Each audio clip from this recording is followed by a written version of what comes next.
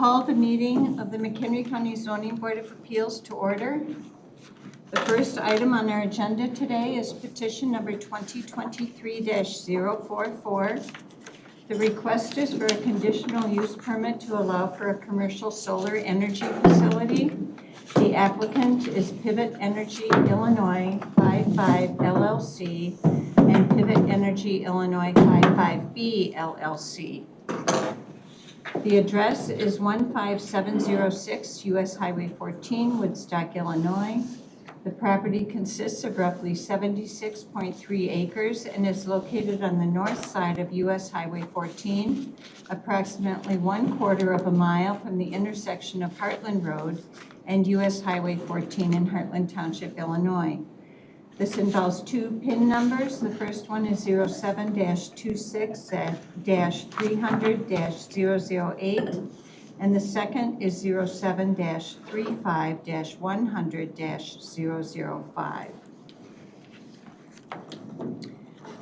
At this time, I would have the members of the board present introduce themselves and the name of the township in which they reside, starting on my left. Mary Donner, Greenwood Township. Kurt Schnabel, Riley Township. I'm Linnea Kustra. I live in Alden Township. Vicki Gardner, Nunda Township.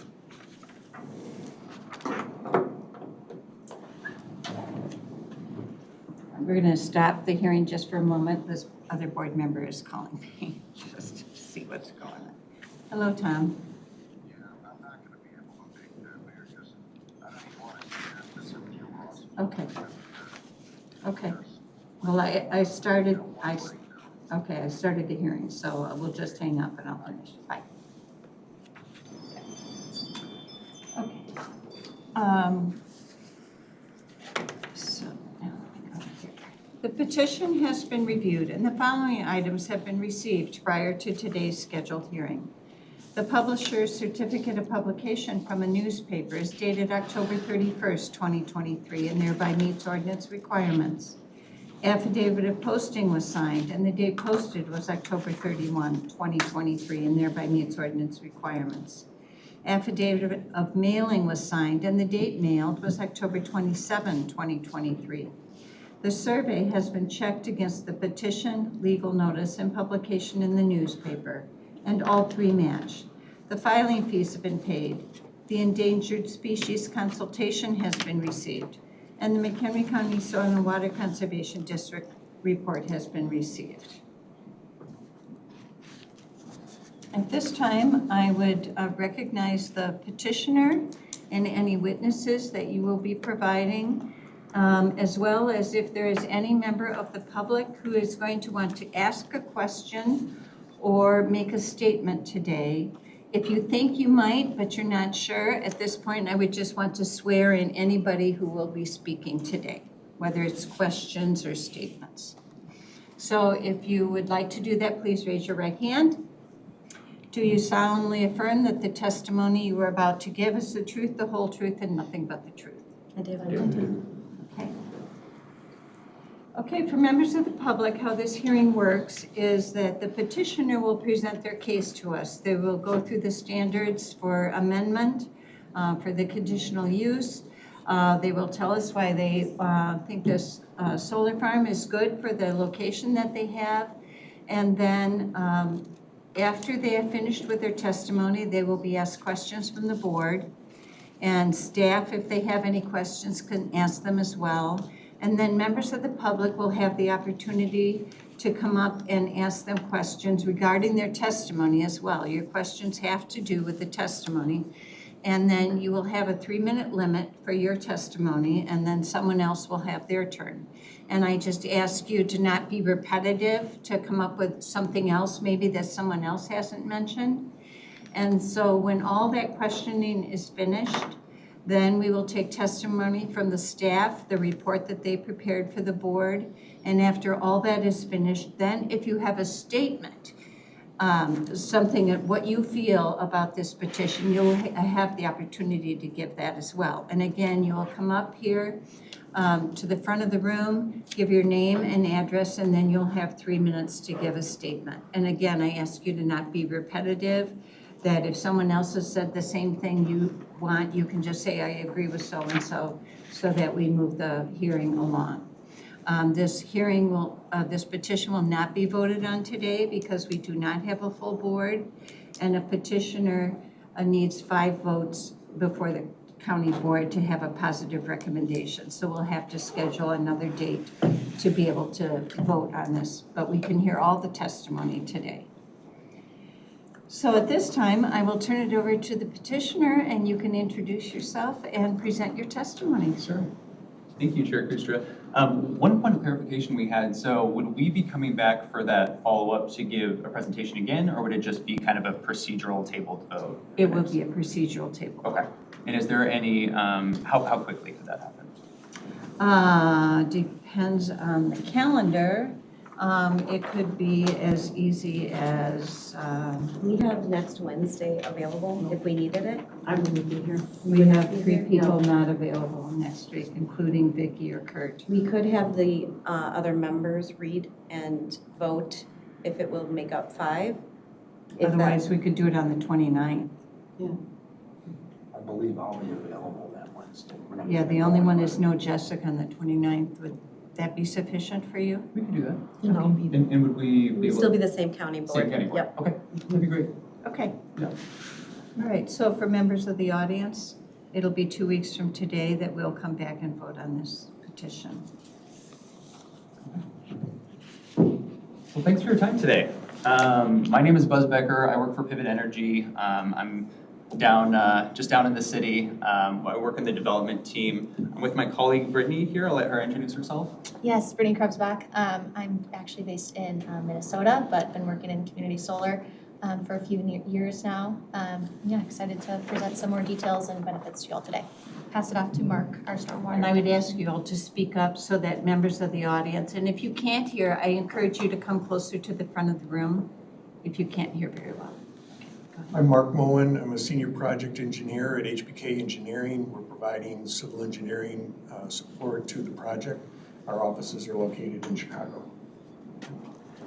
And Chair Kustra, would it make sense to include, we do have our landowner here that wanted to speak. Would that make sense to include him as a part of our presentation at the tail end, or when would you prefer to hear from him? Yes. Okay. And maybe I'll introduce Mike then. I'm Michael Morosco, and my wife was in the subject parcels. Great. Okay. We will get into it then. So appreciate your time here today. We have these 2 parcels and 2 projects before you. We're calling Pivot Energy Illinois 55 and 55B LLC, designed as community solar projects. I think what we want to do today, certainly knowing you've seen multiple solar projects like this before, kind of describe essentially the design of it, get into a little bit of that detail, but I think where we want to focus the presentation, and certainly where Brittany is going to focus her portion of the presentation, is talking unique things about how Pivot Energy develops a project and engages in the community, because I think there's a lot of benefits other than just, hey, we got some power generation and some tax revenue that comes with that. I think we want to get into some of those details that make this better than your average solar project. And of course, maybe teeing this up real quick, it's probably a terrible slide because of how much text is on it, but why are we talking community solar gardens? Certainly there are state mandates that you're probably familiar with that talk about transitioning the grid to be renewably sourced by certain dates. The great thing about community solar is certainly every person who lives in Illinois doesn't have a rooftop that can support solar. And so this is an opportunity for them, whether they're a ComEd customer like probably here or Ameren, to subscribe and get the same discounts that someone with a rooftop system would be able to do. So that's what Pivot Energy does. We do a few different kinds of renewable energy, but I'd say 95% of our portfolio is community solar projects just like this. We have a long history in Illinois, have operational projects in Illinois, and so this is our bread and butter. One of the things I would say that separates us from other developers you might have heard from is we own and operate our projects long-term. So when we talk about any conditions that you might be recommending for the board to set against a permit, that would be Pivot Energy you're holding accountable to that, and so it'd be the lifespan working with us and not have to worry about us selling the project off. Next slide, please. So here, certainly you've seen in our submission packet the location of the parcels in question and the kind of overall site plans here, but just as a frame of reference, zooming out just a little bit to get a reference or location map of what we're talking about, and can come back to refer to this as is needed. Next slide, please. getting into some of the details of the project. So I have a kind of a stripped down site plan here, knowing that the shape of it makes it a little bit difficult to show the whole thing in one snapshot. I'll have a couple slides later that break that up based on the individual project LLCs that give a little bit more detail on those sites. But just as a more holistic scope here, when we look at how much of the actual property is going to be a part of that fenced-in array, we're looking at about 33 acres. When we look at setbacks, I know it's one of the big things is, hey, let's make sure this is as far setback as possible. We're going to talk about vegetative buffering and some of those other things here in a second. We're about 100 feet back from US Highway 14. That is double the state standard. The state standard is 50 feet back from any public right-of-way or any property line. So that was one of those things we wanted to be at least 100 feet back, knowing that that's kind of a main thoroughfare in the county. And of course, we have a kind of unique parcel designs that we're designing within there. We are over 150 feet from the closest residence, and with the exception of one residence, are over 300 feet from all other residences. And so, again, knowing the state standard is 150 feet from any residential structure, we satisfy that, and we'll show in our individual site plans, we call that out in a perimeter there. We do show in our application the fencing that we would suggest, knowing that this is currently today an agricultural area. We would suggest using the game fence as your recommendation to the county board. And that should be in your packet materials. And actually there's a couple pictures in here. It just fits aesthetically better in this type of community. It doesn't look like a chain link type fence. You'll Do you have see a it photo of it? in a later slide. Yes, ma'am. And actually we'll show some of Pivot's operating projects that do have sheep grazing, which is one of those benefits we talk about, where you show the sheep grazing, managing the vegetation, and that game fence, which I think just looks so much better and is more what's here. And of course, to county standards, we have a minimum 20-foot wide gravel access road. Project in totality between the two parcels, we're looking at just under 6 megawatts AC. What I break that down into is that powers essentially 1,600-ish homes. That assumes a certain home size, a certain electrification, what have you, but that's kind of the estimate we do given the utility we're in. And the great thing about this project is once it's built, it's revenue, it is clean energy, but it is not going to put another kid in your school. It is not going to be a requirement on your police or your fire. We're not, all these utilities, the kind of net fiscal drains we think about in the county that are more impactful for development, it's not that. It's just sitting out there, being a dual agricultural use, generating good, clean power that is consumed locally. We're not shipping this anywhere out there. It's consumed at that same local power grid. Next slide, please. So here I have just zoomed up a little bit here. This is the 55 projects where you can see better where we have that vegetative screening. What we have here, and kind of tip of the hat, or thanks to county staff for making sure we're doing this to the best of our ability, any point in our system design that is within 500 feet from either a residential structure or a public right-of-way, we have a solid vegetative buffer here. And this isn't going to be one of those, and we'll have examples of what that vegetative buffer looks like. It's not just like a little shrub to say, oh, we put up a vegetative buffer. Or in some places, even they do tall grasses. It's like, you can still see it. This we're talking evergreen trees planted at 4 to 6 feet at the time of planting, wanting this to actually obscure the project. With some appreciation that we're solar folks, so maybe we don't mind looking at solar panels as the average person. A lot of folks like solar, they just don't want to look at it. And I imagine that's some of the feedback you'll get today. So something we try to be really mindful of in the site design here. Next slide, please. So this is the 55B section, the northern parcel more tucked back in there. Similarly, you'll see kind of the northeastern edges there where we have those residential buffers or abutters that we're certainly concerned about their view shed and wanting to mitigate that as much as is possible, making sure that we have a robust buffer there. And as you see, we're using that existing right-of-way or that existing access road. Certainly, it'll have to be a little bit of augmentation, some improvements there, especially on the back end, but not having to create a new access road, again, is a great thing in terms of lower impact development opportunity here. One thing to call out real quick as we're looking at it, and maybe if we go back 2 slides to get kind of the holistic look. So you'll notice that we have some sections here. It might be a little bit tough. Actually, I'm going to stand up real quick. It might be a little bit tougher to see. I'm going to call out where we have parcel lines here. So parcel line, and here I'm talking kind of property boundary here. You'll notice there are places that don't have fenced arrays. So these are areas that we're actually still leasing from the landowner, but we deliberately wanted to set aside some open space, and we could use this open space however the public or the ZBA or the county board says this would be a good use. So in some places we've done, hey, let's establish a open meadow with native vegetative plants, native pollinators there. In some places, and we'll have a slide on this later, we actually do beekeeping. Not only are we doing sheep grazing as our vegetative management, but also kind of beekeeping at kind of strategic points to support the larger agricultural area. So we did want to call out that we do have these deliberate, conscious omissions, not panels in these places, so that we can have some of that more holistic development opportunities for the project. Couple slides forward, please. One more, please. Again, you've heard solar projects before, so some of this I'm sure will be very, very familiar to you and won't want to read every line here. But this again, to that point we were talking about, can we get a picture of this? This is an operational pivot project in Illinois. So this is what is in Kankakee County, where we have a project that is right next to active agricultural use. We have that game fence that looks much more aesthetically pleasing than something commercial right there, but it's still fully electrical, federal agency code compliant.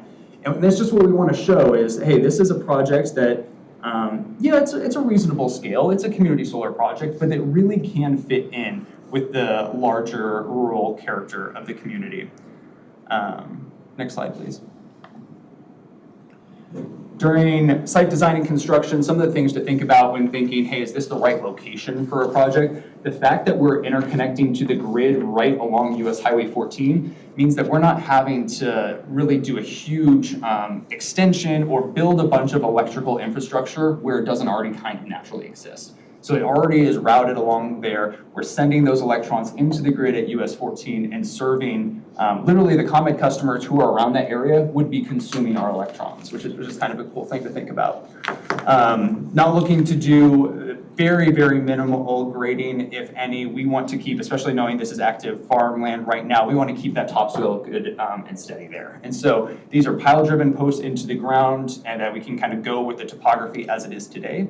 When we think about construction, it's about 6 months at commencement. That assumes kind of some weather delays that go in our favor maybe, or that are normal. It's the time of the year question, but a project this size is roughly about 6 months for construction.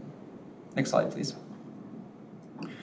And then what is this like when it's actually built? Again, another pivot project. This is a different one than the one you saw earlier, although it's kind of the same idea. We want this to look like the surrounding environment as much as possible. And it's really fun to have these sheep out there. In fact, we are in another county later this evening where it is a local shepherd who is already contracted with that project and talks about how she's been able to grow her flock as a result of partnering with Pivot. And would love to make a similar shepherd relationship here in McHenry County. So once built, these things are out of sight, out of mind, and very quiet. So I'm talking louder than the loudest piece of equipment on this property right now, or on this project. You cannot hear it at the fence line. And of course, our fence line is 50 to 100 feet from any parcel boundary. This is one of those things that when it's built, you cannot hear it. We can remotely track if there is any power outages or any issues with the equipment. So if there is an issue, we can send out kind of a local contracted maintenance person. And there's just not traffic generation with this. So certainly we would have, if it's the preference of the ZBA and the county board, to have that great shepherd relationship on site. But other than that, we're talking 2 to 4 times a year a maintenance visit. I mean, really compared to some of the other either by right allowed uses or conditionally allowed uses here in McHenry County that do generate a lot of that traffic, a lot of that noise, this just isn't that. We would certainly want to work with local fire and EMTs to make sure they understand, hey, if we need to shut this down, what does that look like? Let's get the pivot training in there and make sure they have that Knox box access to inside the site. Next slide, please. On the noise too, Buzz, a lot Yeah, of please. it's turned off at night. So a lot of people think like 60 decibels might be a lot louder at night, but since the panels aren't moving, they're not generating energy. Obviously, there's no sun at night. They're all turned off, so it's even much quieter than that at nighttime. Appreciate that, Brittany. So what would happen at the end of the life? Is this going to be something where Pivot just leaves it there and that's either Mike's issue or that's McHenry County's issue? No, no, no. So there are many forms of protection against this. As you probably know, we would have to put up a decommissioning security with the county before we could submit for a building permit, and that's a decommissioning security that the county has the authority to call in. So if we're in violation of that permit and you say, hey, Pivot, you gotta, get this right with your site, and we don't do it, great, McHenry County has Pivot paid for decommissioning security to remove it. That is a state standard. In fact, that is a reinforced state standard as of the last week or so, where new legislation is being passed to say that is a requirement for any county permitting. And of course, these things do have salvage value. So there's, the steel, the copper, aluminum, just kind of known commodities there. And we reuse and recycle our panels. So when you think about the degradation of the yield of a panel, it's about 0.4% a year. So at the end of 20 years, it's still like 70% good, even if we're getting done with this, with the use at this site. Pivot often donates it to nonprofit groups, various kind of beneficial organizations who could use a little bit less efficient panel. And we have to restore the ground to its original state. And so what's great is you have a much improved access road, but beyond that, it's benefited by, we didn't do any grading. You have that vegetative buffer that was already planted. It really is a great situation at the end of its useful life.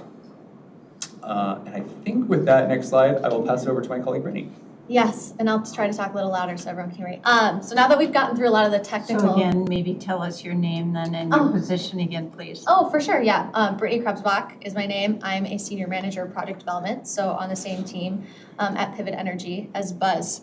Got through a lot of the technical aspects of these projects, so I'll dive into some of the exciting benefits. And I want to talk about, not only benefits of community solar, I'm sure you've all heard that a lot by now, but really the benefits to this land in particular, the surrounding land, and then McHenry County at a little bit larger scale too.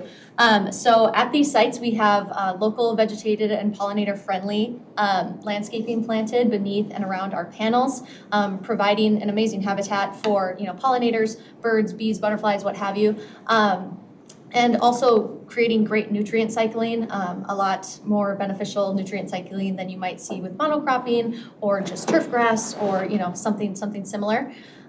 We purposely choose low growth native vegetation, less trips to the site, and with especially our sheep, that'll be especially beneficial in the long term as they'll be performing the vegetative management.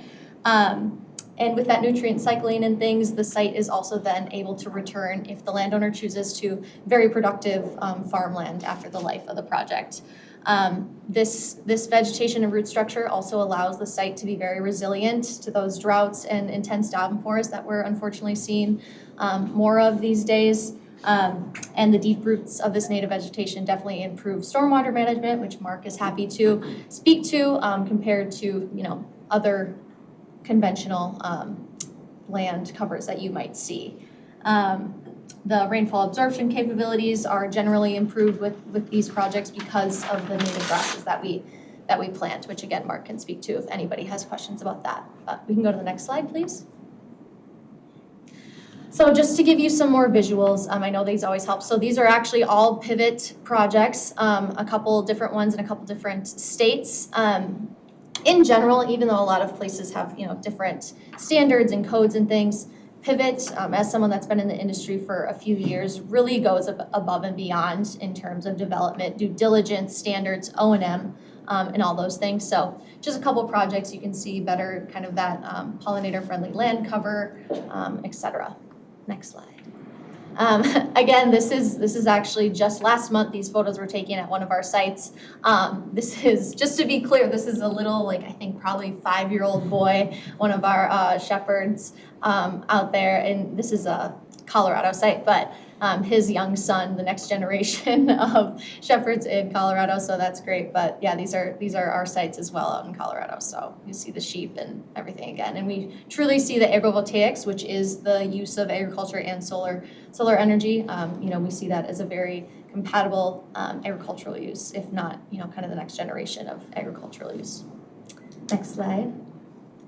So this one is very exciting. These are some numbers that we really like to bring to the board's attention. So with our project being developed on this site, if that is the fate here, it significantly changes the property taxes and how this parcel is taxed in that way. So right now, we pulled current property tax data, and these parcels are currently being charged about just under $5,000 a year in property taxes. With this project, they'll be significantly increased to about $37K per year. That's for that first year. Of course, things depreciate over time, just like, a house and things would, but for that first year, you're seeing around $37K.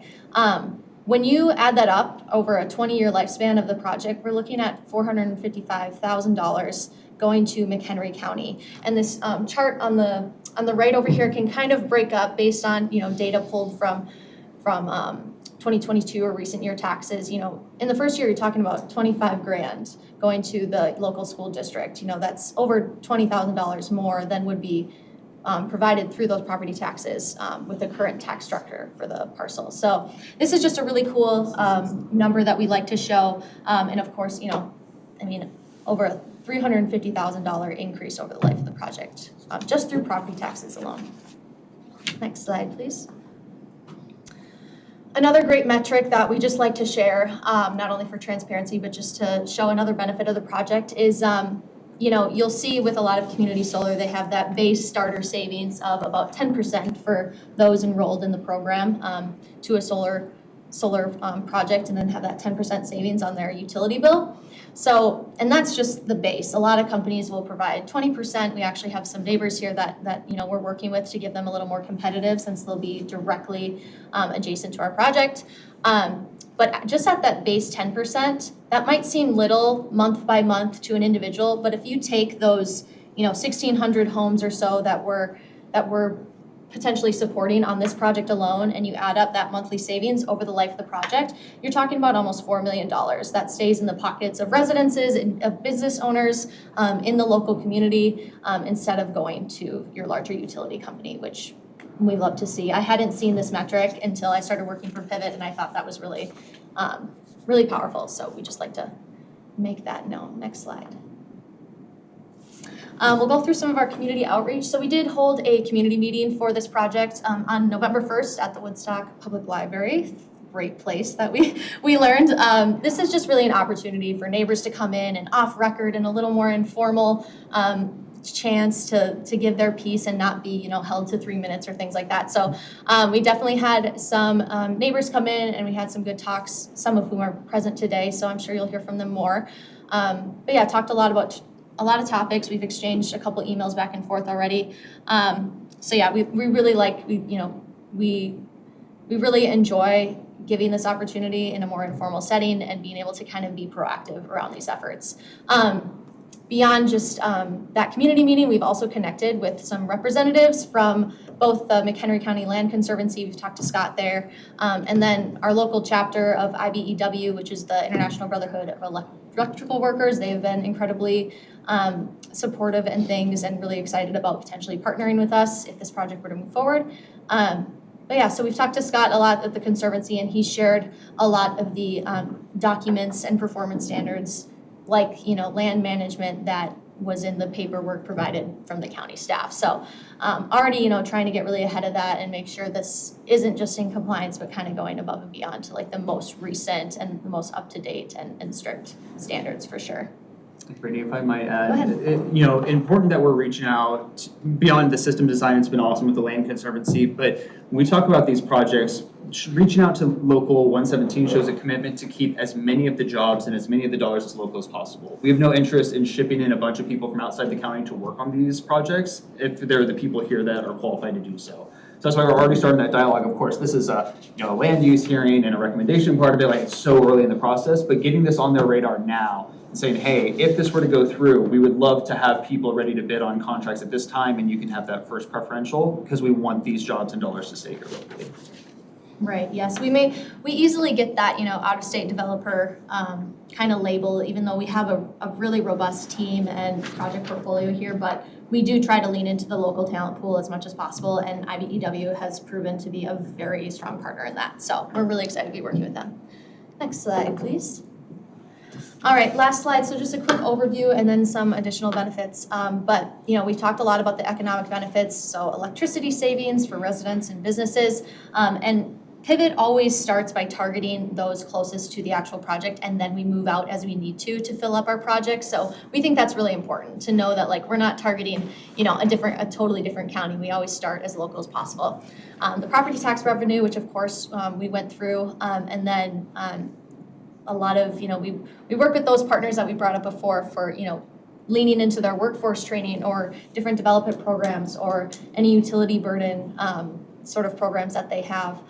And then, we just kind of talked about too, how we contribute to the local economy. So beyond that, another metric that we also are very passionate about and always love to share. So Pivot donates a specific, makes a specific amount donation per megawatt on each project. And that's actually something new as of this year, I think. So we always love to share this. So with this project moving forward, beyond the property tax you've seen, beyond the savings, et cetera, you'll see a nearly $30,000 donation towards either the reducing energy burden and our workforce development through a community partnership that works out. So, land conservancy, those sorts of things, definitely a potential. We just haven't gotten yet to that part of the conversation, but that nearly $30,000 donation is something that we commit to by this project, upon completion. Also, of course, we talked a little bit about the land benefits, so resting farmland similar to a conservation reserve program, just not relying on taxpayer dollars to pay those farmers to reimburse them. And also harmonious passive neighbor, no odor, very low noise.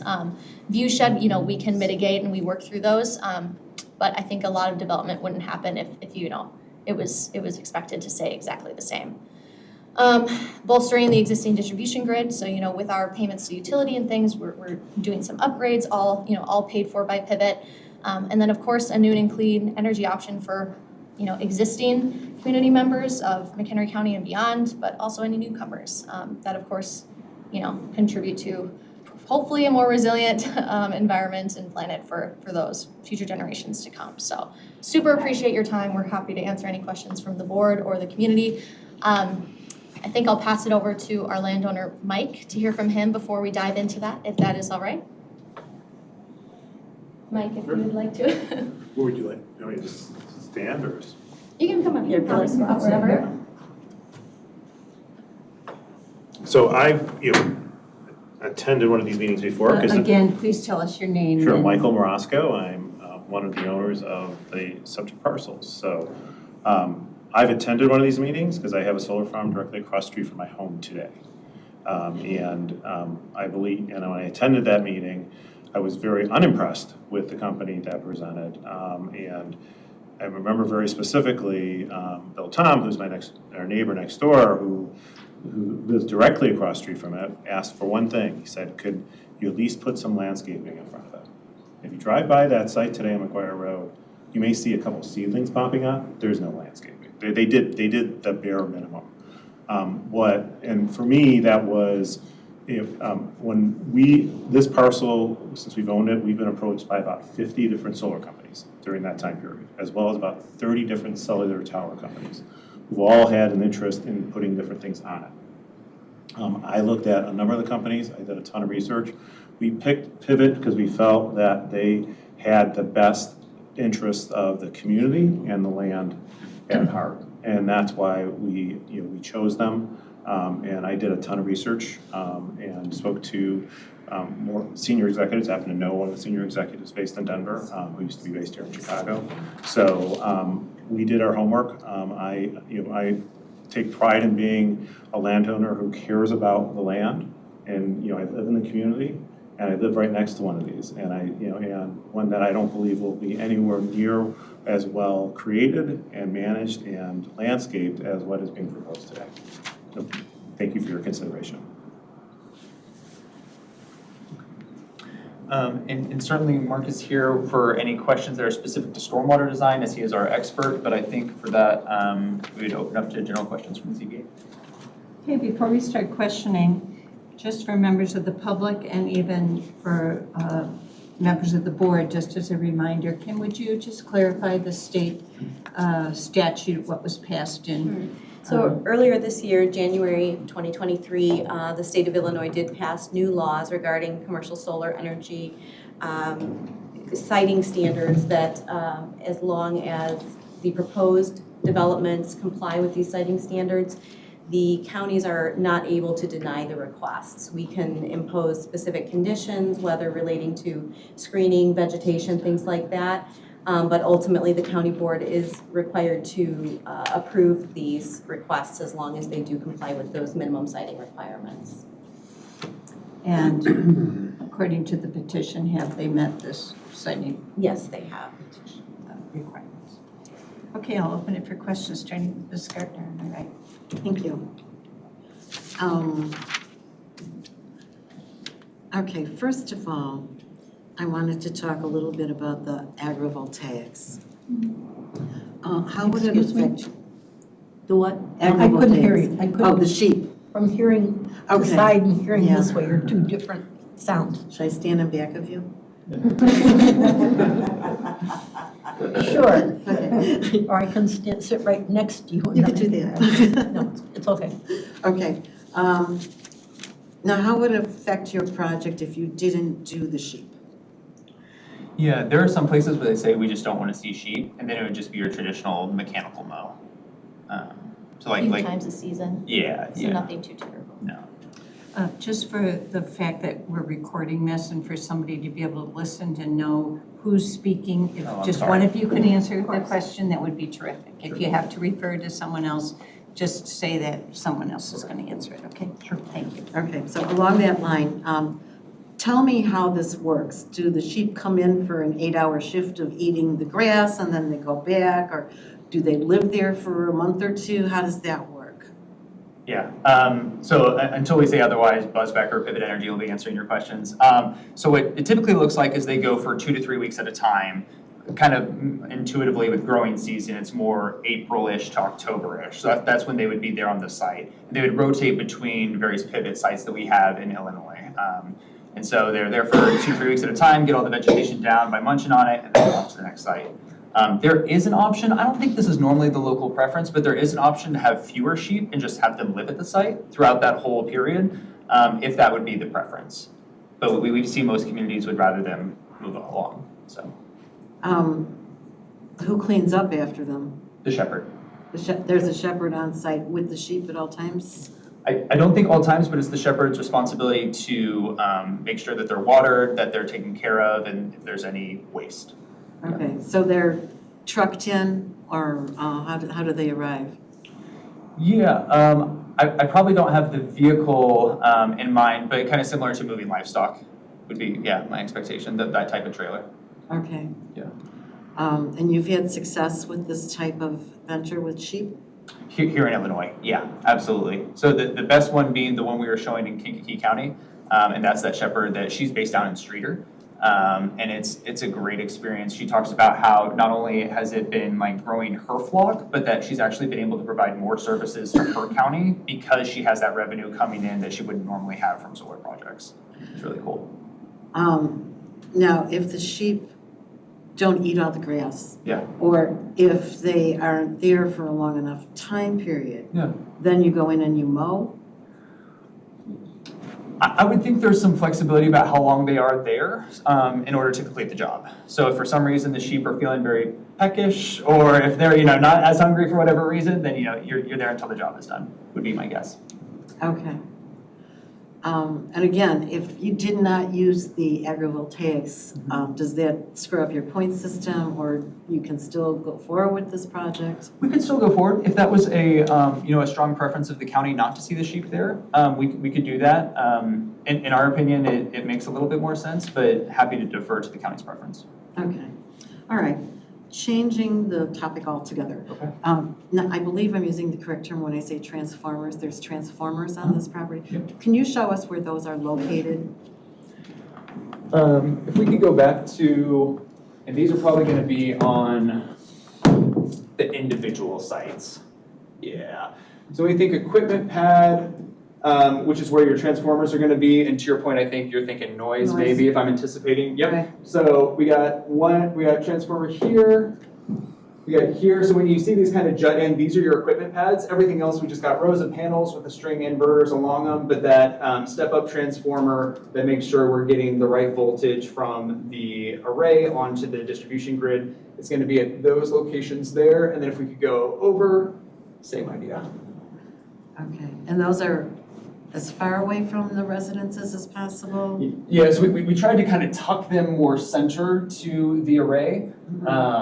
And certainly they are not, when we talk about the 150-foot setback, which is that one instance at that close, we're talking about panels at that point. So that's like another 100+ feet before we get to the transformer. And then in the other instances, there's actually only one other instance where we come even within 300 feet. And then this one's probably, like 600 feet there. Okay, and the southern one there, is there some reason why you have it that far north on that particular parcel?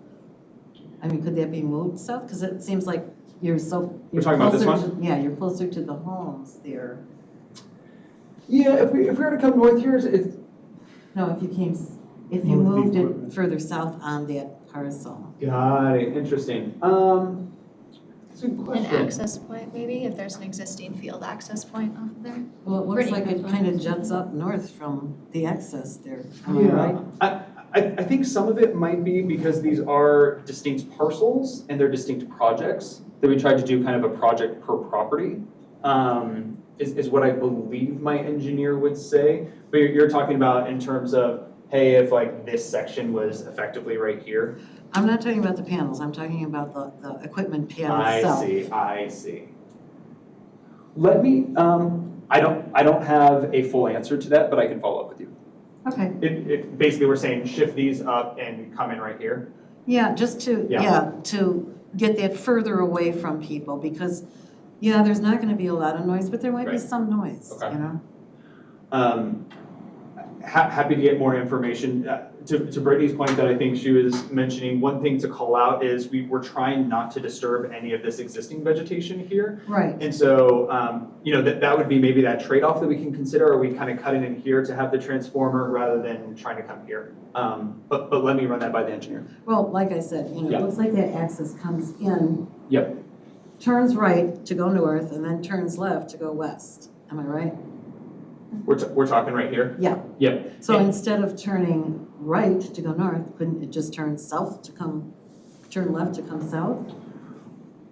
Potentially, I'll say if you've had the opportunity to drive this is dropping off here. There's a little bit of difference in the topography between the access road and this parcel. That might have been one of the design considerations. Okay. Um, If it's possible, I think Uh-huh. it would be just, more neighborly to move it further away. I agree with you. So maybe next time we chat, I can talk about, is there an opportunity to move the equipment pad for this section in particular away from the hearts? Right, just move it Yeah. further south on that parcel. Okay. Yeah, let's take that note and see what we can do. Okay, thank you. And, Can you get that to us before we vote in 2 weeks? Yes, ma'am. okay, great. Did I understand you to say that you reuse and recycle the materials that you use on these sites? We do. And you reuse them yourself, or you donate them off to? Typically donate them rather than Okay. use them. Yeah, so we couldn't use them on like a new site because the utilities wouldn't accept that in terms of new power generation, but it's more kind of donating for more rooftop use for nonprofit organizations. Oh, okay. Yeah. All right, thank you. That's all I had. Mr. Schnabel? Yeah, I do have a couple questions. Yes, sir. On the B portion that we were just discussing. Yep. You don't have to get Oh, up okay. necessarily. Get my steps in.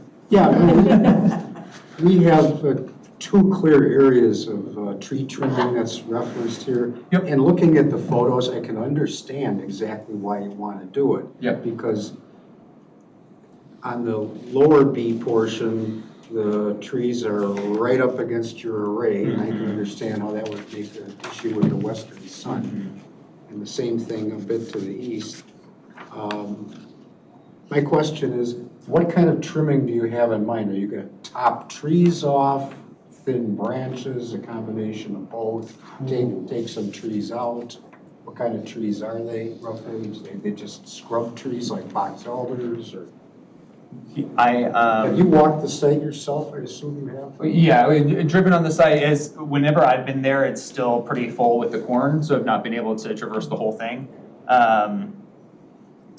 I do not have a full answer to that, so I'll need to follow up with you. Yeah, I would like to know a little bit more about that, because in total, you're gonna be doing, it looks like just over one full acre in the entirety of those two areas. Of the trimming. Yeah. Yep. That would be kind of important to know. And the other is, for the record, to assess the current state of the solar industry, I would ask you, are these panels all going to be sourced in China, or what other options are there? Yeah, there's a lot of options in Southeast Asia, or India, actually. But not the United States, I would assume. It is difficult at scale today. That is the medium to long-term goal for Pivot, is that all of our equipment come from the US. There's just not quite the supply chain there. No, I understand, that's why I'm just trying to, it's been a couple of years since we've discussed this. Sure. And I'm curious as to where things stand now. So China is an option, I mean, there's no guarantee it can't come from China as opposed to Vietnam or Taiwan or, I Yeah. know Taiwan is China, sort of, at Yeah. least so far. And those are questions beyond me. Yeah, what I would say is, if there is a concern about making sure we are having a labor respectful supply chain in our equipment, what we've been able to provide is a kind of a Uyghur Protection Act certificate, where we say, hey, no, it's Can like. provide it or can we require it? I don't, I'd have to check attorneys or staff if they know this. That could be a request that I'd be happy to follow up on. I would like to do that very Okay. much so. And my last question for now, what is the state of recycling of solar panels currently? 'Cause I know there's been a lot of talk about that the last couple of years.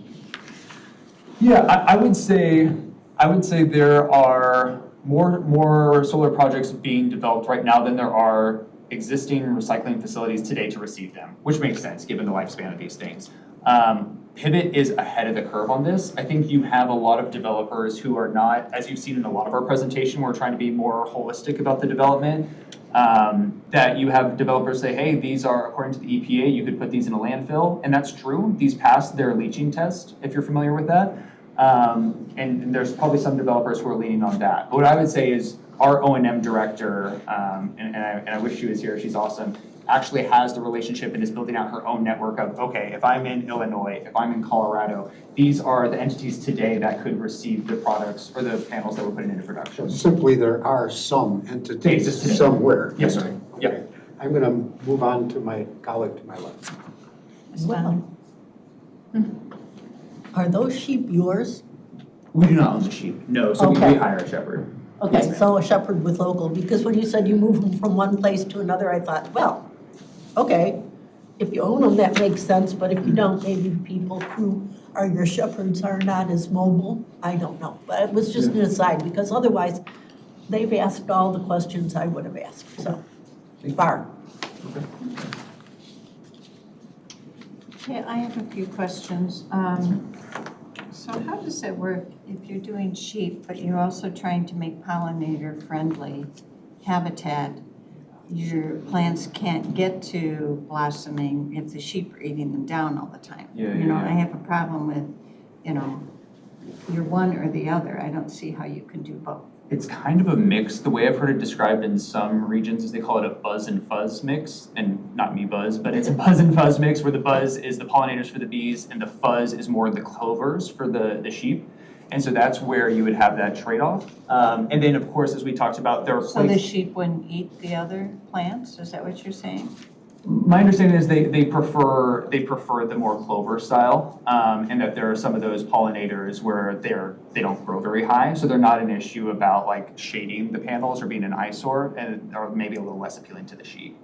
That's also to say we have all of that ground cover that's outside the fenced array where the sheep wouldn't be going, where those could be a more heavy concentration of the native pollinators.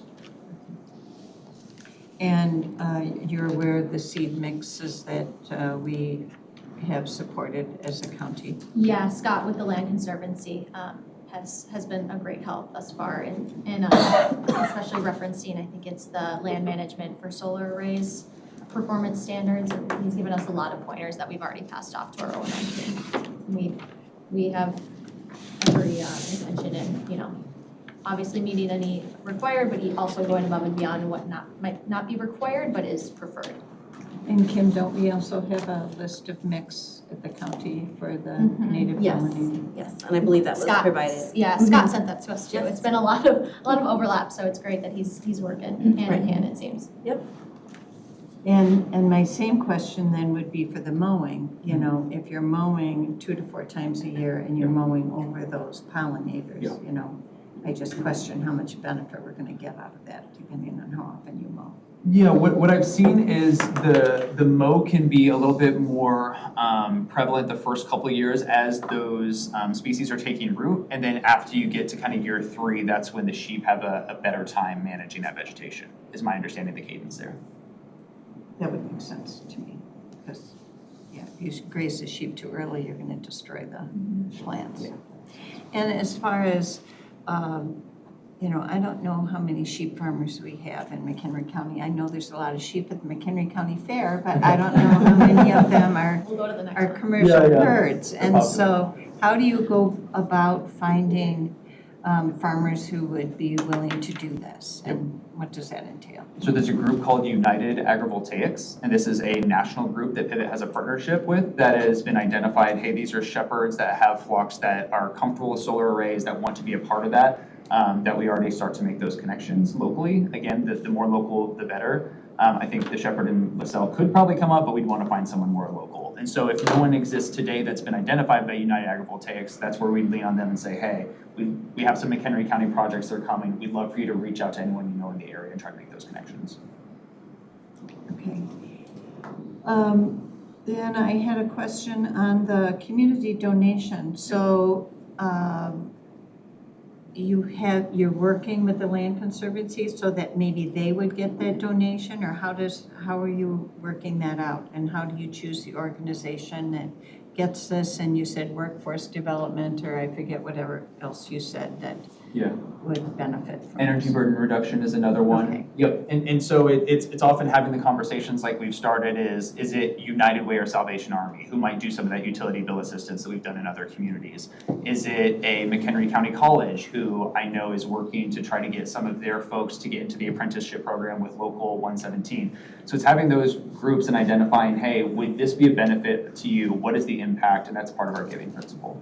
And I'll add just really quick, that we did have outreach to the McHenry Community College in October, looking to set up a meeting with them to see if they have those apprenticeship or training programs that we could lean into.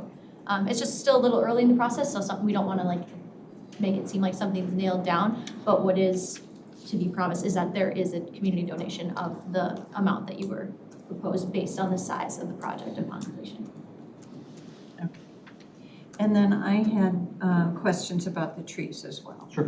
Because, you know, I don't want to see us taking down beautiful oak trees to, you know, if they can be, if the panels can be adjusted so that the shade isn't such of an issue. You know, if those are beautiful hardwood trees, you know, if there's a way that can be avoided, that I would like to know if that's possible. I think that's a performance measure like of pivots is like where we can, whether it's, you know, we're developing on currently wooded land or if we have to trim or do some clearing for shading purposes.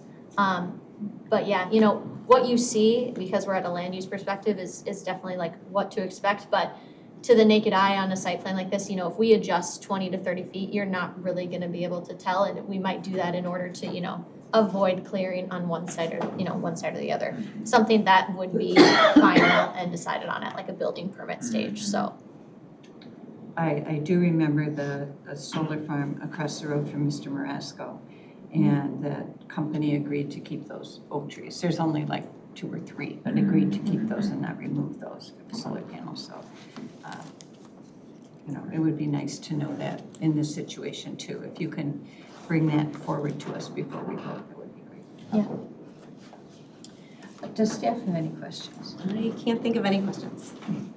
Okay, so at this time, if there's any member of the public that would like to ask questions, I would ask you just to come up here to the edge of the table, and I'll just use my timer. Okay, this is how I was And no, notified. you'll have to Say my name? name and Yeah. address. Yes. My name is Annette Henrici, and I own the parcel that would be where the back parcel is and over. That's my house, okay? Are you saying the northern parcel and to which direction? I have the northernmost parcel, Okay, and you're to the east of it or west of it? west. Okay. Well, I'm on the east of the Just solar remember, panel. people are gonna be reading this, so when you say over there, nobody Yeah, knows okay. what you mean. Well, I've been there for 23 years, but I never had to describe it. We never saw it. But the thing is I've been there for 23 years. I've been a McHenry County resident almost all my adult life. I was given this is a certified copy of the letters sent out. Now, this is not Buzz's fault, it's the post office. But what I'm getting at is, we've all worked together back there as good Now, neighbors. this is a time for questions. You can give a comment later. Well, Right then- now, you're just asking the petitioner if you have a question regarding his testimony. No, You but can I'm tell saying us- is, I bought my house 23 years ago. Yeah, but you can tell us whatever you feel about that before. But right now, the time for you is to ask him questions regarding his testimony. All right, well, I don't know where to start, but the easement is, an easement's been there forever.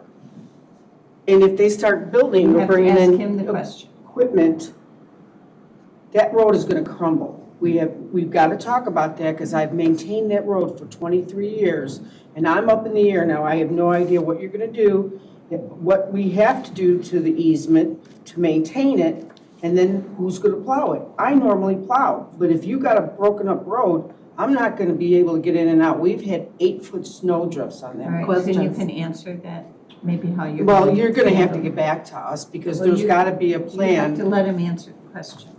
Yeah, and we discussed this at the community meeting, that we are accountable based on our submission to county staff, that we're gonna go through and take a look at the current state of that road and say, hey, Pivot is responsible for any repairs that are required as a result of our construction, and then certainly for our own use and your use, maintain that to make sure that's a useful road. Well, you've been down the road, it's a terrible road, but it's good enough for me. Sure. You know, so I guess that's all I had to say up. So I'm supposed to ask questions if I have any? Questions, this is the time for only You know, questions. they came up with, and I heard through Mike, that you offered us like $5,000. Well, to me, that's an insult, okay? Do you know what a tree costs these days, an adult tree? I mean, I've been there for this a 23 question? years. Yeah, I mean, the question is, you know, you offered $5,000, and again, I only heard that. But, you know, there's gotta be a little bit more Where's your for question? us, because I'm gonna tell you, I will lose equity in my home. I By think you letting need to this- save that for the comments. I can't hear what they say. Save it for the comments. Okay. Save it for the comments. Okay. Any questions you have for That's Buzz, right. Well, that's what you. That- The your time- $5,000 your should time be is up. doubled and The time is up Your time now. is up. 3 minutes You'll is have up. your 3 minutes for comments later. Does anyone else have a question? Yes. Bear with me, but I do have. Okay, again, your name and address. I will. Sandy Hart, and I'm 15700 US Highway 14. So I know some of this was already touched on as going on, but it was some research that I have done. And according to a recent report from Clean Energy Associates, there's a high percentage of cracks in panels already upon installation caused by several factors such as manufacturing problems, transportation, or poor installation techniques. Panels may contain lead and other toxic substances that can leach into the soil and water, which could influence the solar farm as well as its neighboring properties. If the panels are compromised, the cracks also increase the risks of certain fires. So the first one is, will Woodstock Fire Department be the primary resource that is used to control and/or put out the fire? Or is there anyone on Pivot Energy that will participate in that? So fires are pretty uncommon from solar projects. And going to your comment about maybe damage to the panels, that's where it's helpful that we can digitally monitor if something happens to the panel. In terms of lead, an average panel has about a shotgun shell worth of lead in it, so very, very little. What's great about these panels is that they're enclosed in like a polymer, basically like a shield, kind of like your windshield. So if something were to crack, everything stays within it. And so it might be hey, this panel needs to be replaced, but everything stayed in there. You're not gonna have any kind of stuff coming out. So that's a big one. In terms of just any emergency management, that would be the responsibility of the local emergency management district. Okay. I just know that they would likely not be able to get to my house to save it if it went up. That's what I know, so, okay, great. And Sandy, to that point, that's part of why we have to build out that road to make it so a fire truck can't get back there. Okay. The weight of the panels may result in topsoil either shifting or sinking or eroding near the base of the equipment. What could be the environmental impact if there are any hazardous materials that goes into the soil, which is also our wells, and travels to the creek that feeds into the wetland pan, then into the Nipissing Creek, and eventually all the way to the Channel Lakes. While of course this is not anyone's intention, and I know that, the data is that this very rarely happens. My concern is if it happens, you can't undo it. So what goes into place on that? How is it tested? How does it get put back to where it was? And ensure, because like I said, it does feed into a lot of other areas. Yeah. Going to the weight thing first, we have to do what's called a geotechnical survey, and that's where we measure how well the ground is suited to do the pile driving in. And so when I have to do what they call a push-pull test, it's like 9,000 pounds of pressure on a beam, and it can't move more than an inch. So it really, really does show that the ground is suitable for that. In fact, we had some projects in Florida, they had a hurricane come through, and the projects were like the only thing standing. So they really are really resolute there. In terms of, and don't want to use up too much of your time, but in terms of stormwater management, happy to talk about that with our expert here. We have to clear county, state, even sometimes federal stormwater permits. And so that's something that has many more protections than just the zoning hearing today. Okay. Can I keep going? No, that's your time's up. Can she take my time? You could take her time. I'm fine. You want to just go ahead and ask the rest of your questions? Well, I'd like her to answer them, or ask them since she. We're all family. We're okay with that. Okay. So the other possible is the decommissionment or the abandonment of the solar farm. Again, not that I believe this is an intention, but sometimes that could be due to financial reasons. You're not getting enough electric or that. What happens when that goes on? So if you guys go under, hope you don't, but if you go under, whose responsibility is that? Because your company wouldn't be there. Is that becomes Mike? Is that the county? How does it get cleaned up? Yep. Two things. First, I want to talk about why that wouldn't happen, and then talk about the protection that's there even if it did.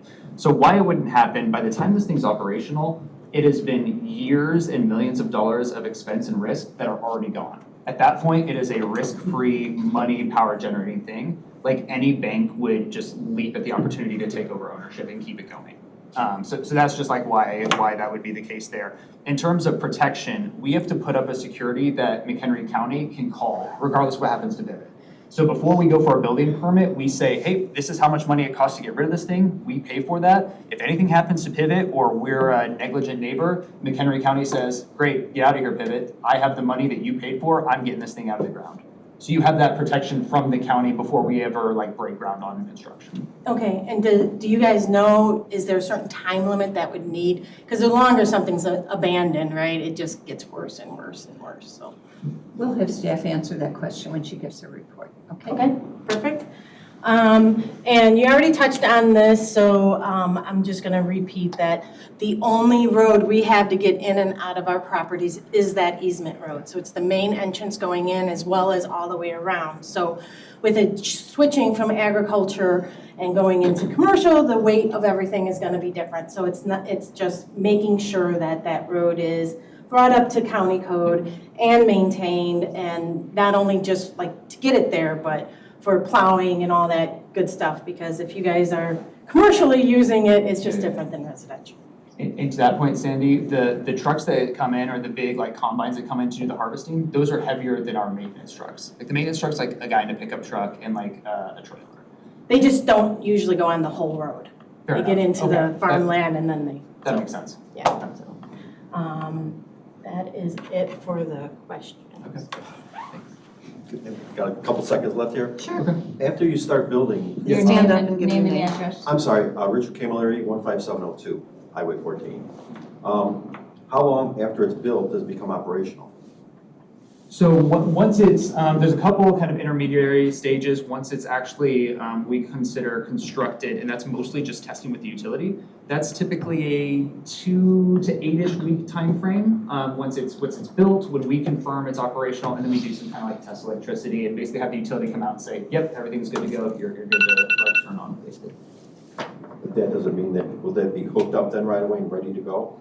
I mean, I should say ready to go, but will it be used then? Or does it sit for a while? So what they do is you essentially at the point of interconnection, so you have your existing grid on Highway 14 and then kind of our side of it, you essentially have both sides, like where the grid's ready to receive you, where our side's ready to hook up, and everything's like ready to go. Utility comes out and actually kind of plugs it in and says, hey, this is all good to go, and then we're online. Which is like a very crass way of saying it, but that's essentially what it is. Yeah. Does anyone else have a question? And Chair Kuster, if I could, I need to excuse myself. My colleague Brittany is going to be handling it from here. Okay. Okay, thank you. Thanks, Liz. Short term or for the rest of the hearing? For the rest of the Oh, yeah. okay. Family matters to attend to. I understand. Thank you. Safe travels. Thanks, all. Good to see you. Thank you. How you doing? Bob Hattie. I'm with the Illinois IBEW Renewable Energy Fund. It's a statewide organization for solar training. Couple questions about this project here. The system size, actually before I get into the system size, the Climate Equitable Jobs Act was mentioned as part of one of the drivers for community solar. Can you let me know which incentive program this project is falling under? Would it be the Illinois Adjustable Block Program? And will all prevailing wage be paid for all workers based on that requirement? I don't know that off the top of my head because I'm not on the, I'm not an expert in financing of the projects, but it's So the person who left the room is who I should have asked? I assume that he wouldn't know either. Okay. But you worded it very well and precisely, so it's definitely something I think we could get back to you on. Okay, that applies on the federal level for incentives too. There are prevailing wage and project I labor. mean, agreement anything requirements. that is, required to comply via Okay. CEJA would be. Okay, and followed, federal of as well course. too, right? With Yeah, the- of course, yeah. yeah, Up to Inflation the Reduction most Act. recent and present, federal, state, local Okay. standards. Because the laws. one concern I have is it looks like this project is being cut into two separate projects. And it seems to me to be breaking it in two, so it's under the 5 megawatt threshold to where a project labor agreement is required. For, So through the everything over utility. 5 megawatts in the state of Illinois requires a project labor agreement. Okay. And by cutting this project in two and keeping both of them under 5 megawatts, it seems to be potentially skirting some of the responsibility Well, the utility also has a max project size for community solar. for community solar at 5 megawatts. So we couldn't submit this for the Okay. combined size, even if we wanted. Or scale it back I to don't know 5 if that's a megawatts AC. coincidence. Right. Yeah, I don't know if that's a coincidence with what you're talking about, or if that's purposeful through the utility. I don't know, but I can definitely look into, the measures that you're referring to and get back to you. And then going back to what you were discussing about agrivoltaics, I think that's great. Beyond the projects that you mentioned here in Kankakee, any other projects where you've shown that the sheep does adequate maintenance of the vegetation? Yeah, actually, in like the last year, it's standard on all of our projects unless our I thought there were counties. some great questions from the board about what happens if the sheep don't Of actually course. do their job or Yeah, hungry that day. Right. And the shepherd knows our goal, and it is a job at the end of the day. It's a partnership, so they know what the goal is to manage the vegetation. So, we rely on them because they're local, they're the experts. But we also do have that partnership where we can say, "Hi, your sheep aren't doing X, Y, and Z," or we've heard, hopefully it wouldn't get to this point, but we've heard a complaint from the county that this is being overgrown, and then we can work from them, and they might need to use, a different method or time frame, whatever it might be. Okay. And one word that I believe you were talking about the decommissioning plan. That is a state requirement. It's great that we have that now. I've been in the solar industry for 20 years, and I've been hearing about solar module recycling for 20 years and have not seen that. So do you have documentation, parties that you're planning on working with for the actual decommissioning? Or is it just in a presentation to meet state requirements? So the decommissioning and recycling is two different. But the Are you talking recycling about would be upon an incentive, would be decommissioning? a part of the decommissioning plan. Upon decommissioning. Okay, that's what you're saying? Yeah, so right now, obviously, a lot of these are being built, there's not a lot being decommissioned. So the demand's just not there yet for the need to recycle at the scale that it might be upon decommissioning of this. So I know, we recycle solar in Arizona. I know there's a few others, so obviously the transportation cost would be huge there. the idea, just, on the one microeconomics class that I took in college would be, Yeah. once the demand goes up, there will be more of the supply, right? So the hope is that there'd be something much more local. States are already starting to pass or introduce bills and laws to require recycling. So I think we're gonna be talking about, there's just gonna be a whole different landscape of. I agree with you, but I get concerned when I hear reuse, and that was something you brought, or I don't know if it was you or Buzz that brought that up, just about reusing and donating them. Putting the burden In my on somebody opinion, though, else. that's Yeah. taking an inferior product and giving it to someone where, why do you only get the inferior product when they could have that to your Handing home as out the well? burden as well, I can totally relate to that. Yeah, so I'm always concerned about that. I do want to thank you Your for, time is up. thank you for reaching out to IBW Local 117, I have a local workforce. You plan on having a letter of commitment to work with their contract. Thank you. Any other questions? I have a follow-up question. So your agreement with your farmer, you probably have standards in there, and if they don't follow the standards, then you would just. Farmer or shepherd, like It's a sheep farmer, the shepherd, shepherd, however right, you okay. want to I call just it. didn't know if you meant like the landowner, because they're No, generally farmers or I mean tenant the farmers. person that Okay. owns the sheep. Mm-hmm. So, in your past experience, and you have a certain agreement with them, and they have certain responsibilities as to how they manage it and how they keep the grass at a certain Yeah, they're- level, or?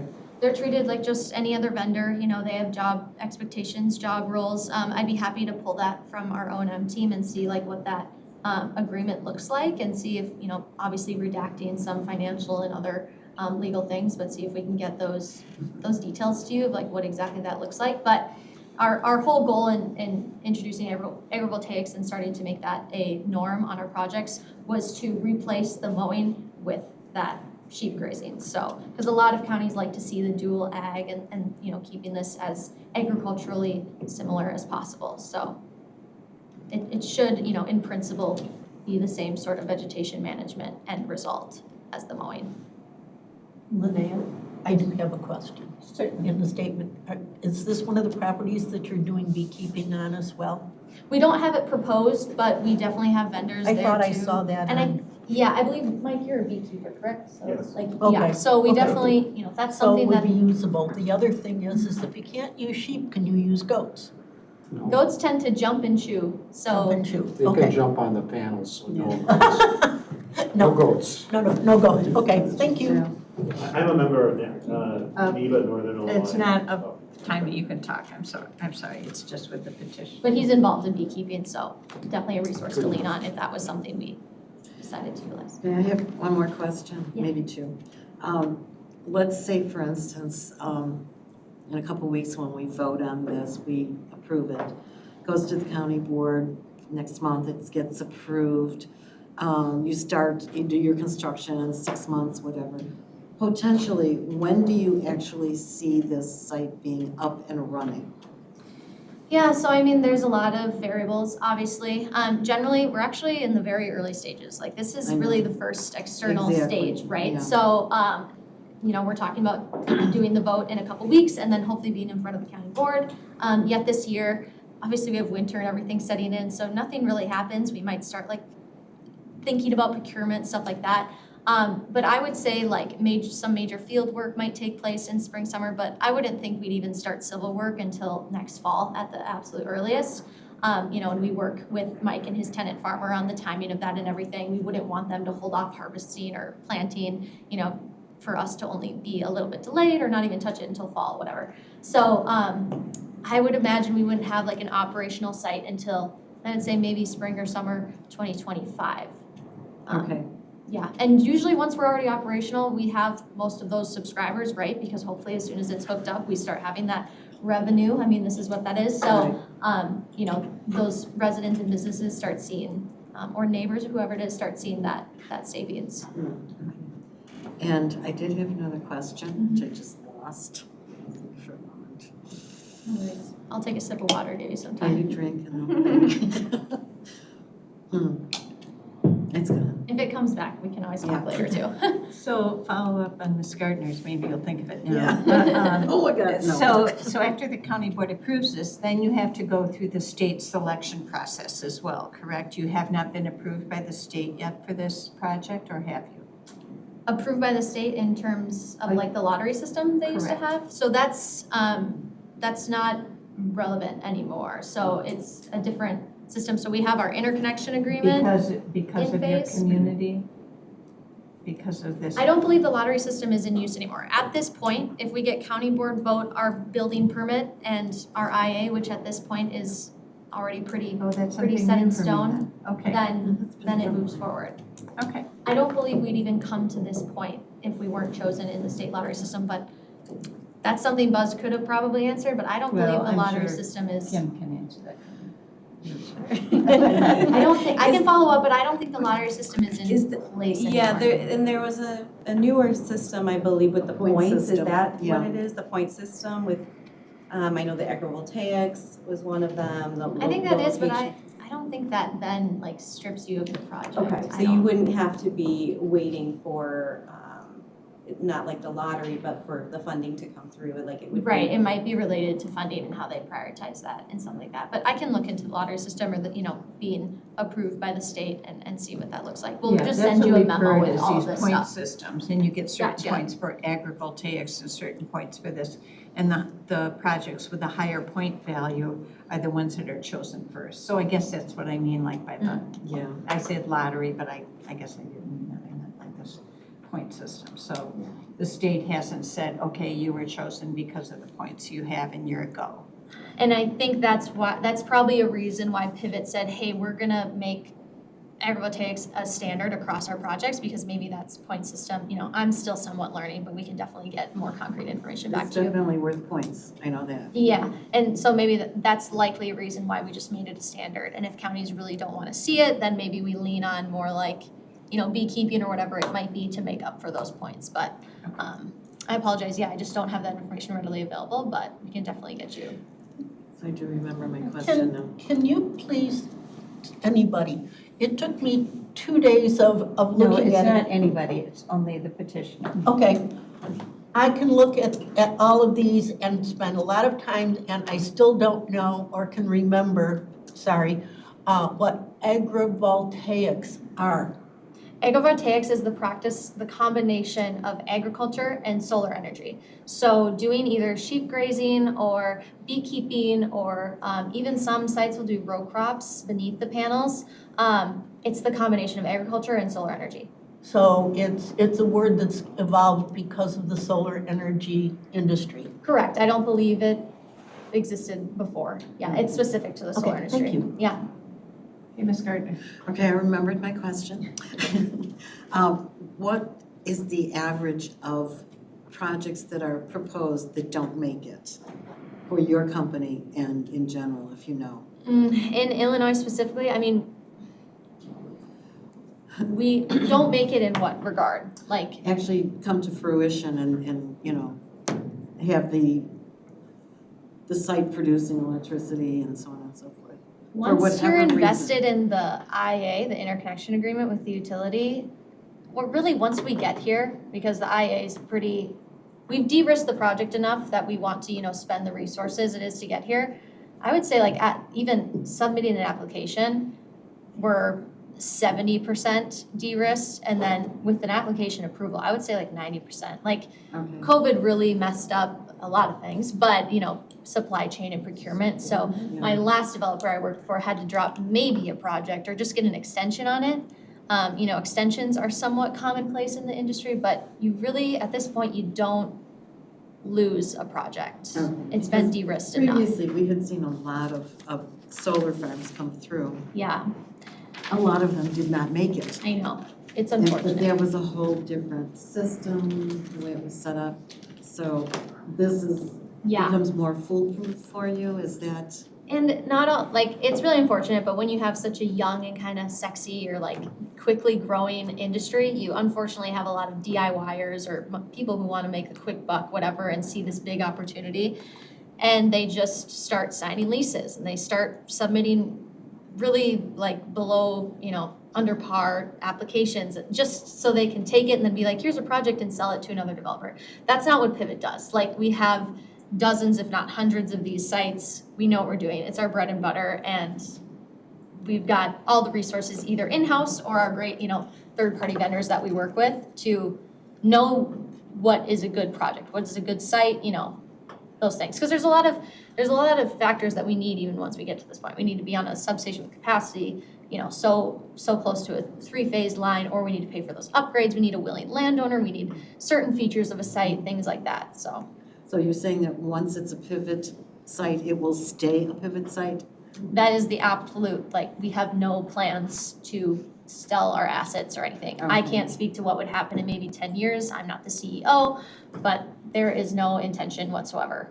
And if that were to happen, there's procedures that, go into that, and the new owner would be held to all the same standards, conditions, everything. And I can only speak to that because my old developer, would do that. And I really respect Pivot for being owner operator, everything of these projects. It makes a big difference. So just to repeat what you just said, should it be sold or transferred to another owner, all the standards that we're discussing today and you are held to will also, the new company would also be held to. Yes, any conditions that you put on our permit, any standards that are tied to our permit are held with that project. And it's not likely in the foreseeable future. I can't predict the future, I wish I could, but that's absolutely not an intention of Pivot's whatsoever. Okay, thank you. Okay, this time we'll take report from the staff. We're done with questions. You can give a comment later. I didn't get a chance after he did his, you guys did yours. I asked for any other questions and nobody offered. Okay, I'll let him, go ahead. I'll give you your 3 minutes. And if anybody, there's Buzz's contact information and business cards on the table too. Feel free to grab those if you don't think you got enough time today. My name's Henry Malinowski. I'm the state solar coordinator for the IBEW. I handle all 17 locals throughout the state of Illinois.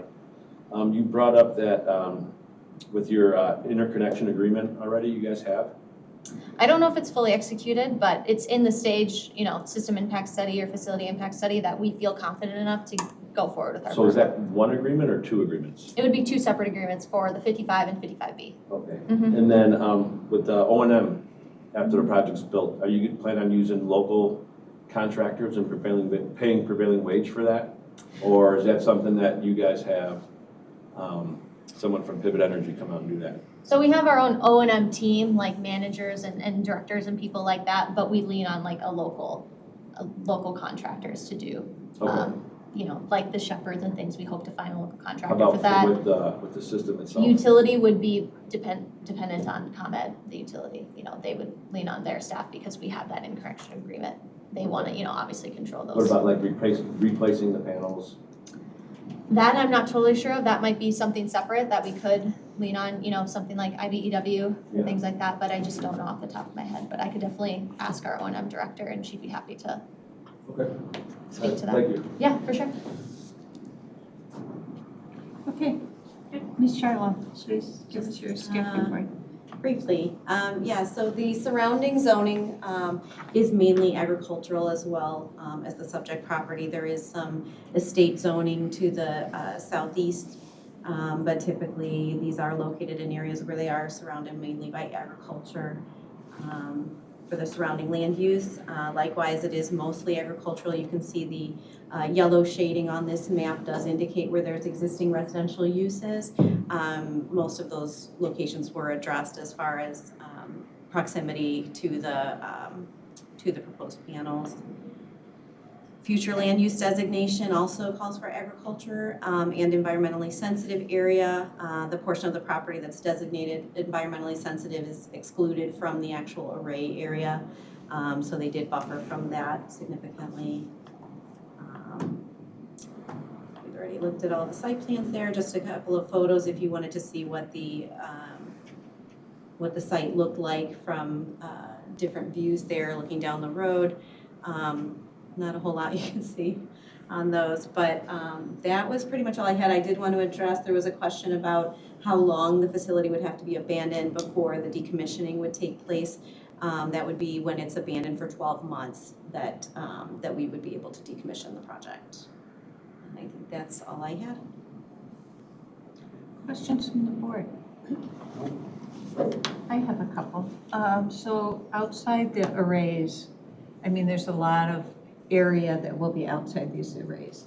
Will the county then be requiring any kind of landscape maintenance in those areas? Will that be something that you'll be monitoring as well to make sure that it doesn't get out of hand? Not outside of the fenced areas. That's typically what we're going to be going out, making sure that the vegetative buffer and the pollinators and everything is in place where it's supposed to be. But outside of that area is not something that we would be monitoring. They will need to provide us with a landscape maintenance plan to be reviewed. So if they incorporate additional intentions of what they're going to do with that area, certainly we can review that and provide any response to that, but it is not something that we would regulate or put conditions on. Okay, and can you address the easement issue in the road that goes back there? Does the county do any kind of?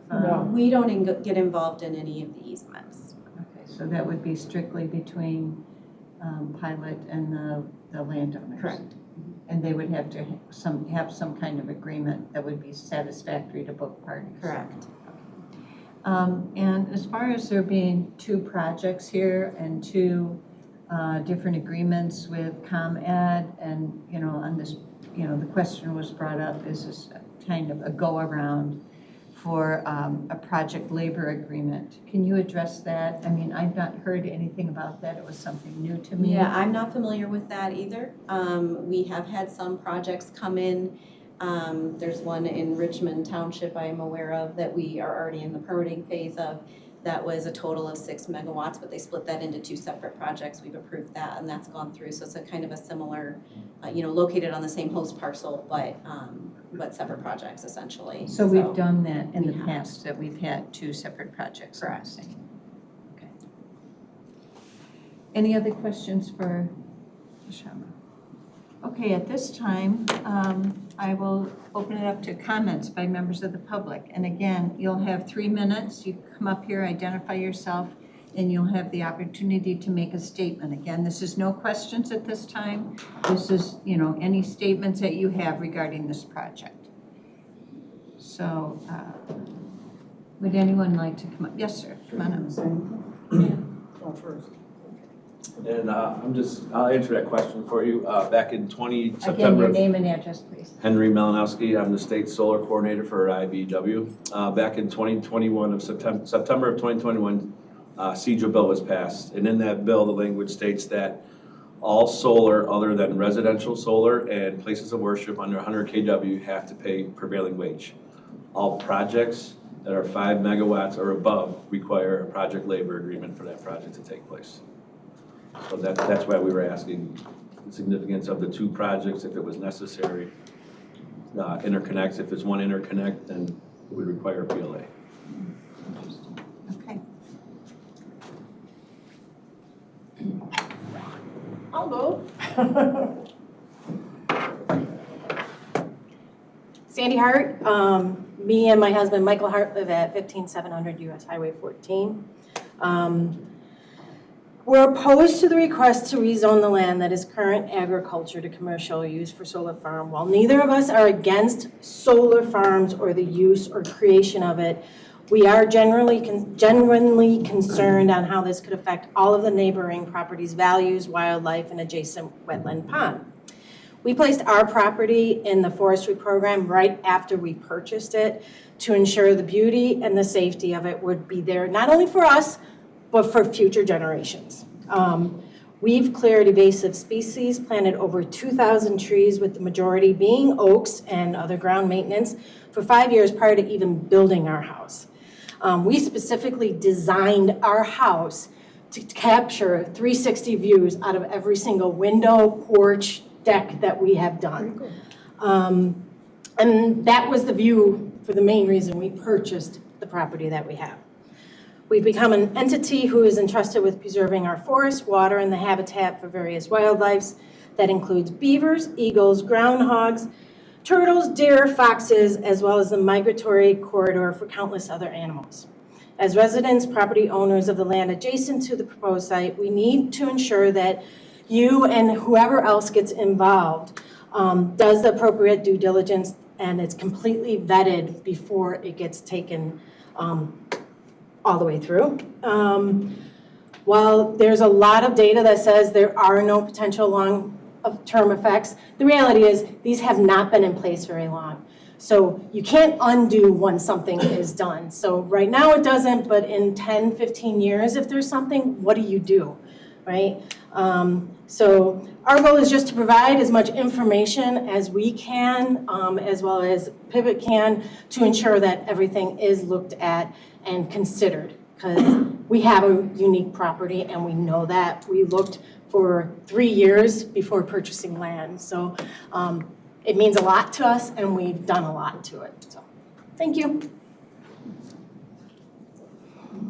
Okay, Annette Henrici, 15704 North Route 14 here in Woodstock. I bought that house 23 years ago, coming down that easement. I bought that house before I even got to the house because the privacy, because the uniqueness. And what this is, I have no problems with solar panels. I don't even know enough about them. Do we even know in 20 years they're still going to be a viable tool? We don't know. You can't predict that. We don't know, okay?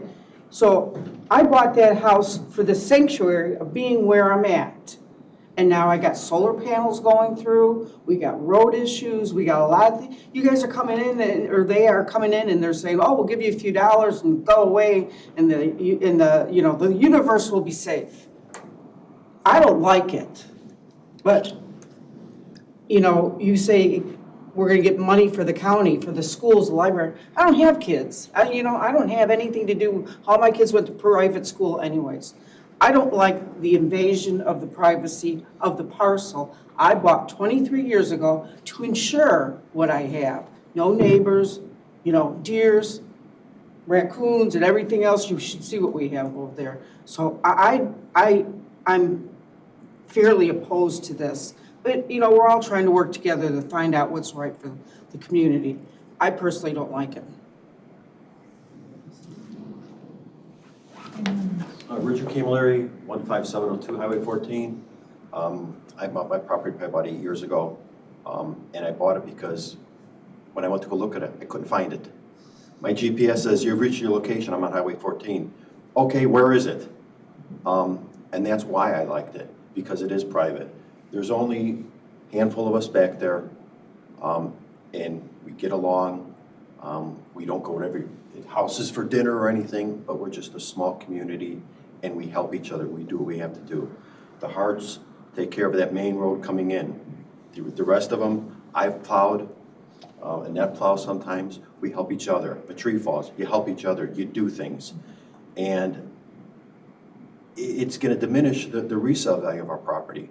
I've never seen anywhere beautiful, pond, pasture, and solar panels. It's just not gonna, it doesn't commute. I mean, it takes away everything. Our country. It takes away everything the reason that we bought out there. Yeah.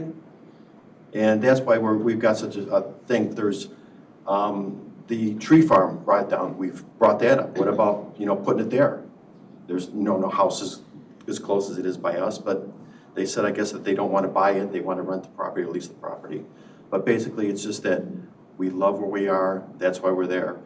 We don't mind taking care of the road, plowing the road, doing whatever we got to do. That's what we bought out there. So that's all I've got to say is, like I said, we love it out there. The corn, you get to see things. How many times you get to see, the tractors going by and the combines and taking care of the corn. You don't, that's, like I said, that's why we're there. So thank you for your time. And your questions were very good that you had. Anyone else with any comments? Yes, sir. I submitted the letter, but I can, that hopefully you've already read, so I can read that too. Your name? You can come up and just, if you want to paraphrase it, we received your letter, but if you'd like to paraphrase it for the hearing or whatever. I guess what, you someone who's. 3 minutes. Yes, absolutely understand. So as someone who lives by one of these, again, change is hard. And I think a lot of what you're hearing today is resistance to change. And I've gotten used to it. I have, people throughout the United States who have these, and as, much closer than what our, the current zoning requirements require here. We looked at, my wife and I looked at what is the best thing we can do in terms of being stewards of that land, and and also optimizing the return on that land for ourselves and our kids. And we believe this is the best alternative today that we can pursue, and want to pursue it in a way that is accommodating to the neighbors and within all the requirements that the county provides. So, as I said, I don't have to reiterate Pivot's position. I think Pivot's made a very strong argument around this, but I guess my key point is, I understand neighbors' concerns, but on the flip side, I own the land and the easement that's on the land is for their benefit, but I own the land around that. So owning your land is, everyone has a right to do what they'd like to do on their land, and that's what we're asking for here. Thank you. Okay. Anyone else want to make a comment? Yes, sir.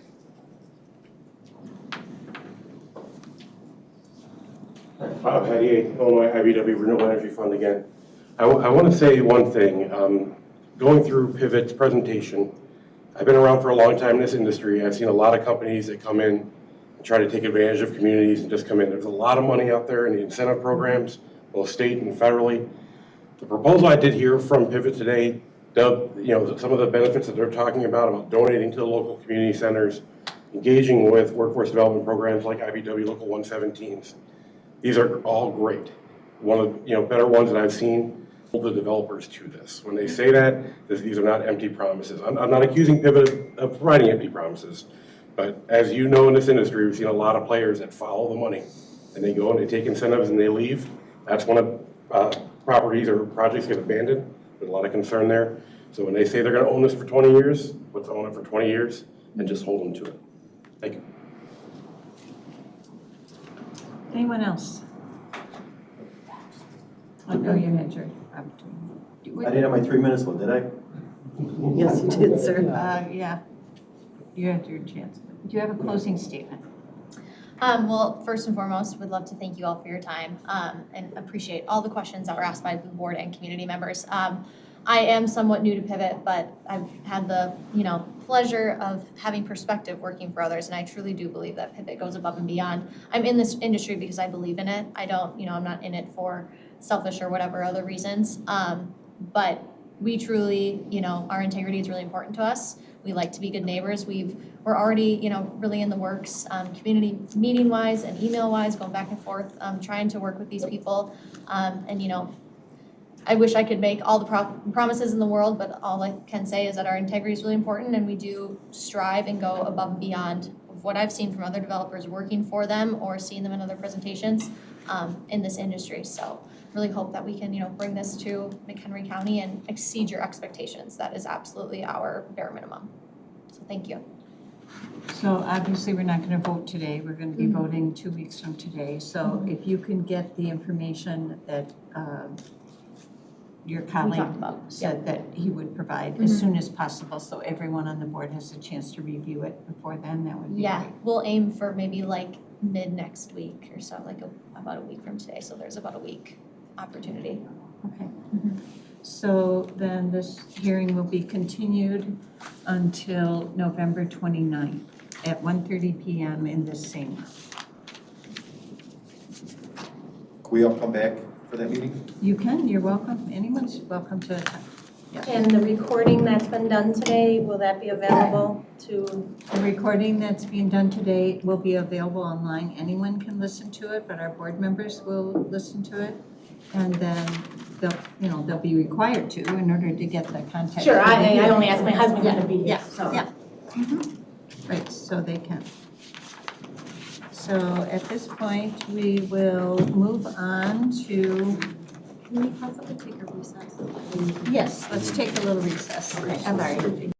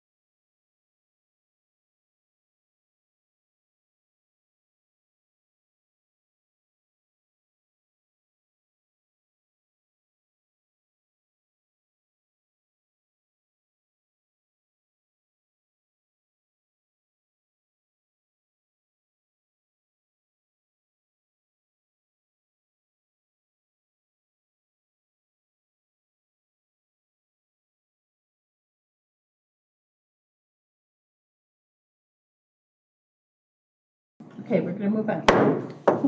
We're back to order, and now we're here for petition 2023-043.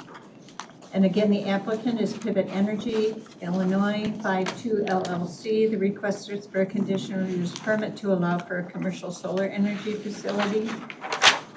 The property consists of approximately 59.4 acres and is located on the southeast corner of the intersection of Illinois Route 120 and Queen Anne Road in Greenwood Township. The address is Illinois Route 120, Woodstock, Illinois. The PIN number is 08-34-300-004. And again, anybody who would give testimony, I would ask you to raise your hand. Just in case, no, we're good with that. Do you solemnly affirm the testimony you give shall be the truth, the whole truth, and nothing but the truth? I do. The petition has been reviewed and the following items have been received prior to today's scheduled hearing. The publisher's certificate of publication from a newspaper is dated October 31st and thereby meets ordinance requirements. The affidavit of posting was signed and the date posted was October 31st, 2023, and thereby meets ordinance requirements. The affidavit of mailing was signed and the date mailed was October 27th, 2023.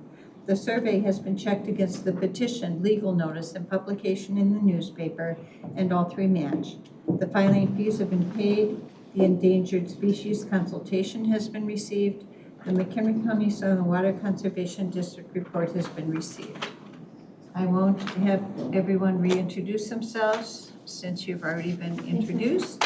And I don't need to cite the proceedings since we have no public, so we will turn it over to the petitioner to go ahead and, I would ask you, would you like to incorporate the testimony you gave regarding your company and solar farms in general into this hearing from the last hearing?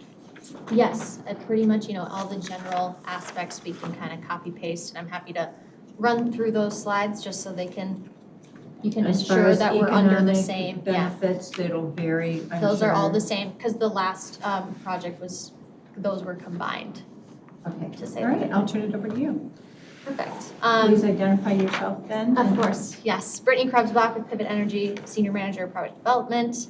And yes, so this is our technically our third site being talked about today since the last project was too broken down. So we are off of North Queen Anne Road here in the southern portion of this parcel that you're seeing here on that location map.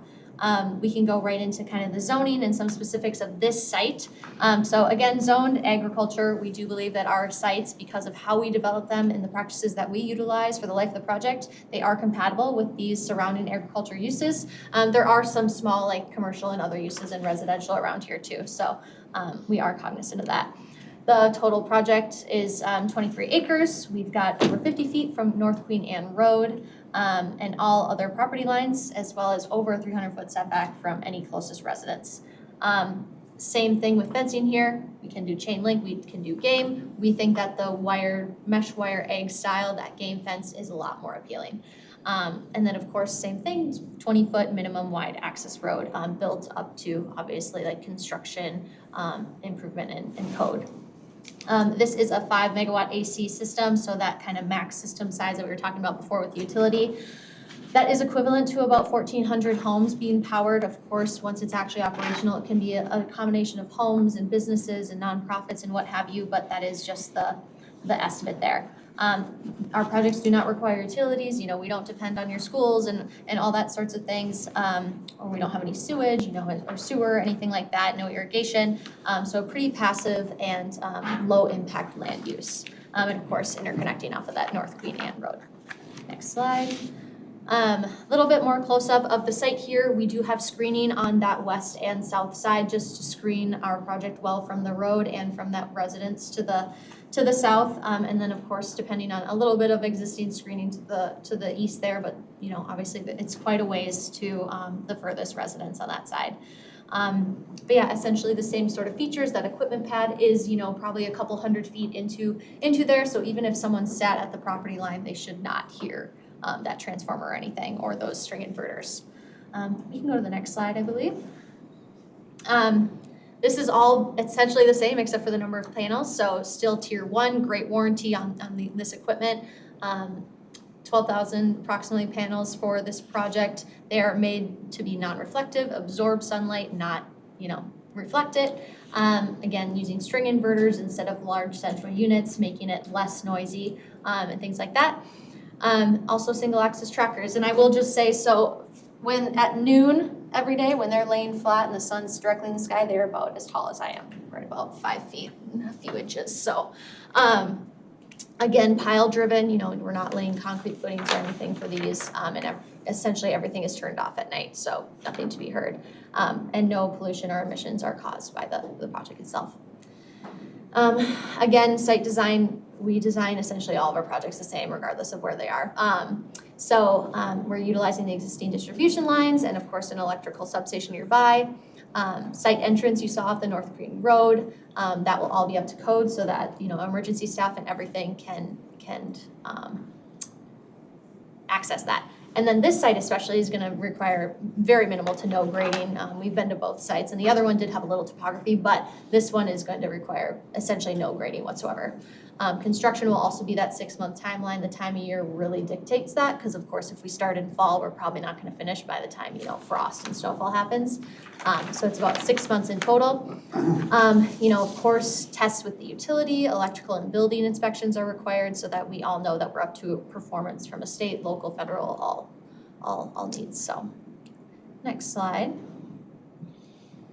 As far as commercial operations, again, we have our string inverters instead of large inverter systems, 60 decibels or less, so essentially the voice that I'm talking with. SCADA and security systems are installed so that we can monitor it, from anywhere, 24 hours a day. Just a few annual maintenance visits, either mowing or our shepherds are out there. We all heard about that already. And then we also offer pre-operational training for any local emergency staff. And we, of course, are happy to share a Knoxbox code with those emergency staff so they always have access. We did talk about the decommissioning, so there will be, a surety in some form posted up for this project for the county to utilize if, we hope that doesn't happen, but to utilize if this were to be abandoned for any reason someday. But as we heard before, these things do have salvage value, and essentially the transportation is really the highest cost for getting these things off the site and transported to wherever we'll take them to recycle them. And then upon that, obviously it has to do with what the landowner's wishes are, but after that great vegetation and the soil resting, and because of the geotech and the really particular due diligence that is done for that pile driving and stuff, the site is ready to be returned back to agriculture once things are removed. The road itself can stay if the landowner wishes to be used for agriculture or whatever else. I'm really going to breeze through these. So we know that, native vegetation, pollinator friendly, especially with those deep root structures. And no matter if it's mowed or not, these deep root structures do really, enhance those ecosystem services of like air pollution, air quality, water purification, things like that. They're also a lot more aesthetically pleasing, I would say, over like turf grass or maybe even some crops, depending. And the deep roots really do improve that stormwater management, characteristics compared to turf grass. A few of our sites, you all saw these before, so we can just run through these. Again, future farmers and shepherds of America. So property taxes, I think we're all familiar with this breakdown, and it looks like somewhat similar to the last project. So just a little bit less since it is 5 megawatts total. In the first year, you're looking at a property tax increase from $8,000 to about $31,000, and over the life of the project, you're looking at $386,000 plus in property taxes generated. So just in the first year, over $20,000 to your schools district, $3,000 to your fire rescue, things like that. Next slide, please. Again, if you add up those, subscriber savings, you're talking about almost $3.5 million being saved and kept in local residents' pockets instead of going to ComEd, Ameren, what be it. So we love sharing that because, we'd rather money saved with local residents and businesses instead of large utility companies, which don't seem to be the best friends of anyone. Next slide. So we did hold a community meeting for this project on the same night, but different time as the other ones at the public library again. We did not have anybody show up to that one, but like I said, I did talk to Walter. He lives off of the Fleming Drive, I think it is, near there. So he's a few stone throws away from the project, but I answered a few of his questions around, screening and just development and grading and things, and he left before the presentation even started. So, but we do find this really important to really just give everybody that informal chance to ask us questions off, without any pressure. Talked about a lot of the benefits. Obviously, the financials is huge with that property tax revenue and savings for local subscribers or those beyond McHenry County too. For this project, since it's a little bit smaller, that community donation is a little bit smaller, but still $25,000 towards either reducing energy burdens or workforce development. So like I said, we've been in contact with the community college. We have worked with like Salvation Army and things like that before. So it's just a matter of finding that right program that fits those qualifications. Of course, it rests farmland for some time without depending heavily on taxpayer money for those lease payments to the farmer like a CRP would. And of course, bolstering and updating that utility grid on our dime and not the county's. And with that, thank you so much. I believe that is it, and I am happy to answer any questions. Okay, questions from the board starting Gardner. Thank you. My one big question on this site is we received the soil and water report, part of it in our packet. And there is a large portion of the site which does not seem to match the footprint of the site on our first page of the staff report. But it says that it has severe, here, let me put my glasses on. It has severe limitations for soil anchored solar arrays identified in red. And this is you can hardly see this from there, I'm sure, but this is the site and the red is overwhelming. Have you, and it says that there's more information found on page 24 of this report. These are not numbered pages. I don't know if I have 24 or not. I could not find anything else on that, so I'm wondering. I can pull that up for you if you want me to pull. Oh, thank you. That would be helpful. And that's desktop data that we're referencing, at least in that report, I would assume. It's from Soil and Water. Right. So it's probably readily available desktop GIS data, which is absolutely helpful. But like we have talked about, we go out there and before a shovel hits the ground, we do pile testing and pull testing and geotech and all that sorts of things. So we get a real-time survey grade idea of what the soil is like out there. What page was that, Vicki? I wish I could tell you, but they're not numbered. 24. 24 has more 24 information, of the but NRI. the map itself is on some other page, I don't know. Yeah. There's, you just went through it. There's 24. It's 24?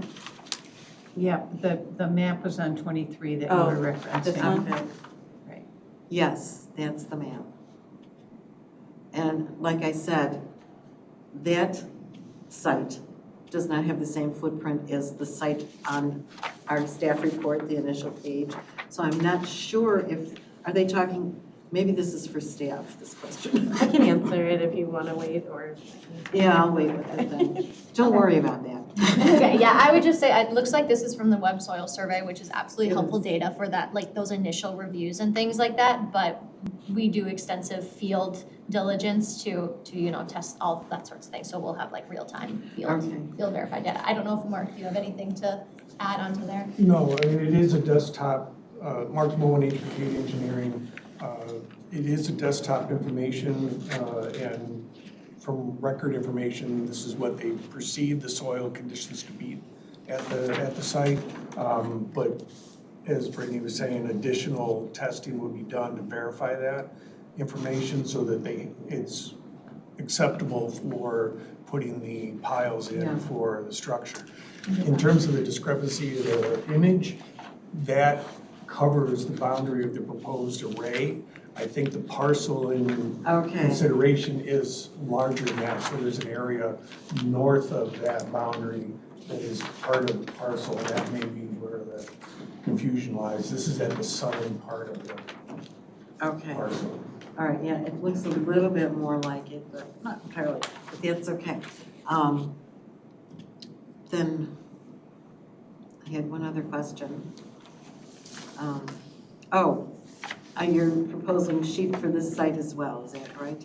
Yeah, that's a standard across, unless the county would prefer otherwise, sheep grazing is a standard across our projects. So pollinator plantings, native grasses, and sheep grazing.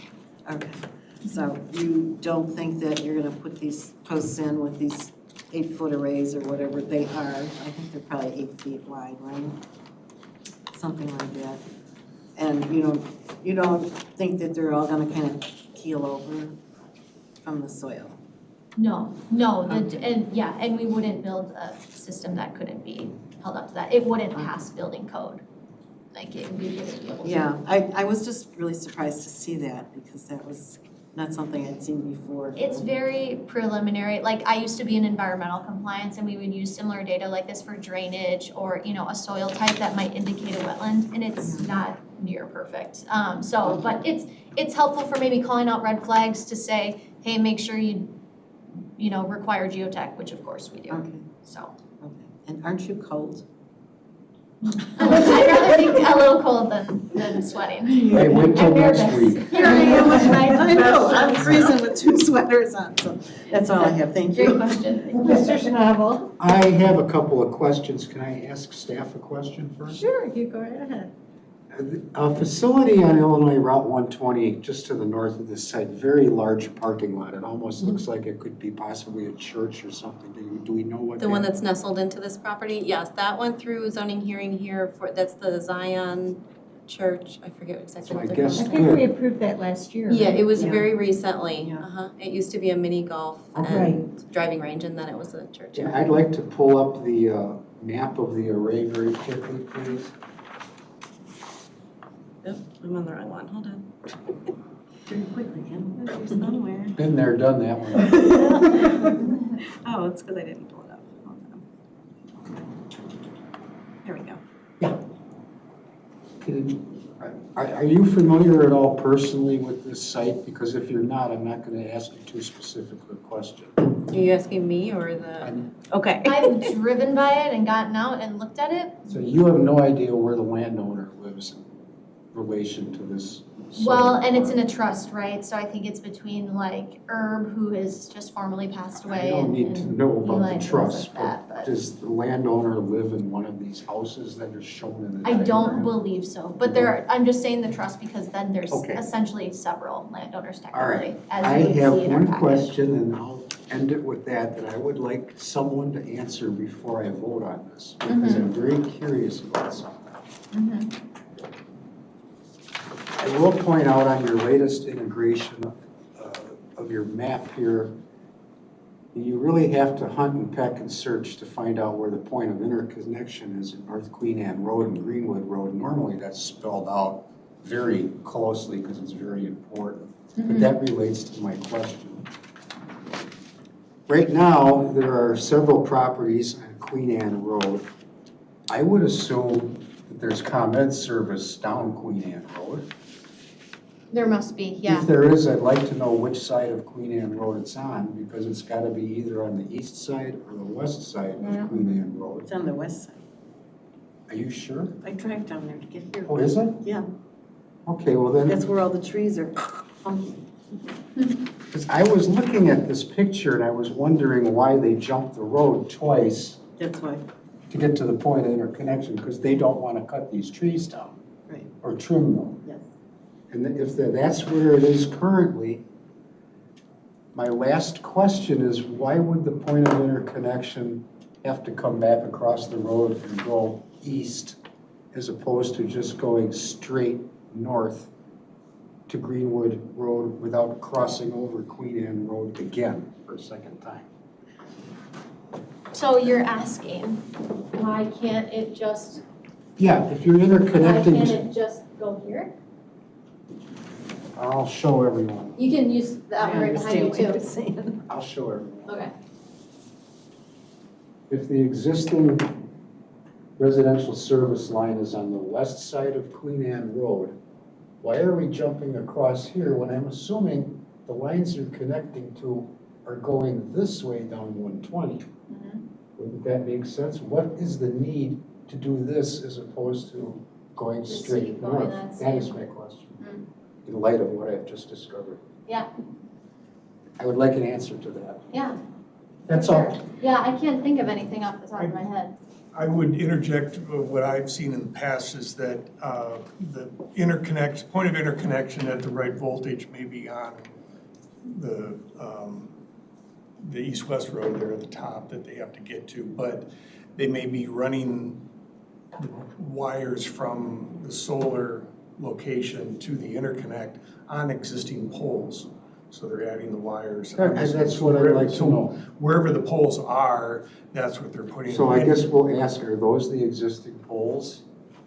Correct, that would be the question. That is would be, where that the would sum existing up my poles- question then. Right, that's the right. Perhaps Investigator I'll Gardner, check on the way home. could you, you know what the question I'm getting Oh, at? we're getting do. into muddy I totally waters. get it, We don't yeah. want to put testimony between members of the board. Okay. Yeah, I think the electrical engineers, when they were evaluating that, just followed the existing. I just like confirmation on that. Yeah, we can for definitely you. include it in our memo. And that's it for me, thank you. Thank you. Ms. Donner, any questions? Nothing. I don't have any questions either. I mean, it's, all the things that you brought up have been covered really in the other hearing, and I don't see anything specific to the land here that I would question. So, there's no members of the public to ask questions, so we'll move on to the staff report. Okay.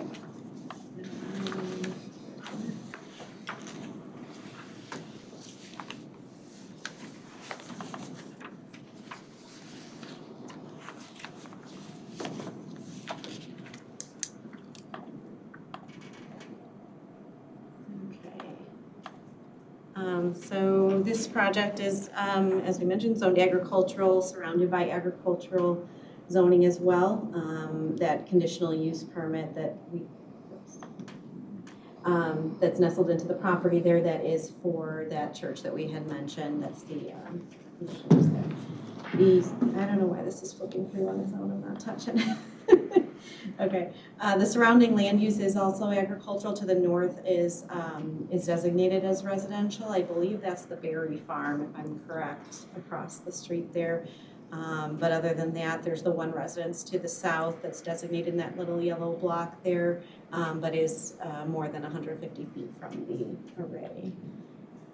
Future land use designation also calls for agricultural at this property, as is all of the surrounding zoning except for, or I'm sorry, the surrounding land uses except to the south, designated for residential. All of the state statute requirements have been met. Staff doesn't have any concerns with this request. Any members of the board have questions for staff? Kim, that, on the future land use designation map, Yeah. the dark green parcel, I think that's where we had a solar farm application previously, but then they had some kind of a contract with the Land Conservancy, and the Land Conservancy said it could not happen. Do you know the status of? I don't know the status. I have not followed up with them since that hearing. But I know that that easement was going to be either worked out, or if it couldn't be, they were going to have to redo something out there, but I have not heard since. Okay, that was my only question. Okay, so at this time, do you have a closing statement? I'll just say the same thing. Thank you so much for listening, and I really hope that we can go above and beyond, not just the bare minimum of meeting those compliance standards and things, but beyond, so that we can be the best neighbors we can be, and hopefully give the landowners a better chance of keeping this, subject property in agriculture as long as possible with the diversification of their income.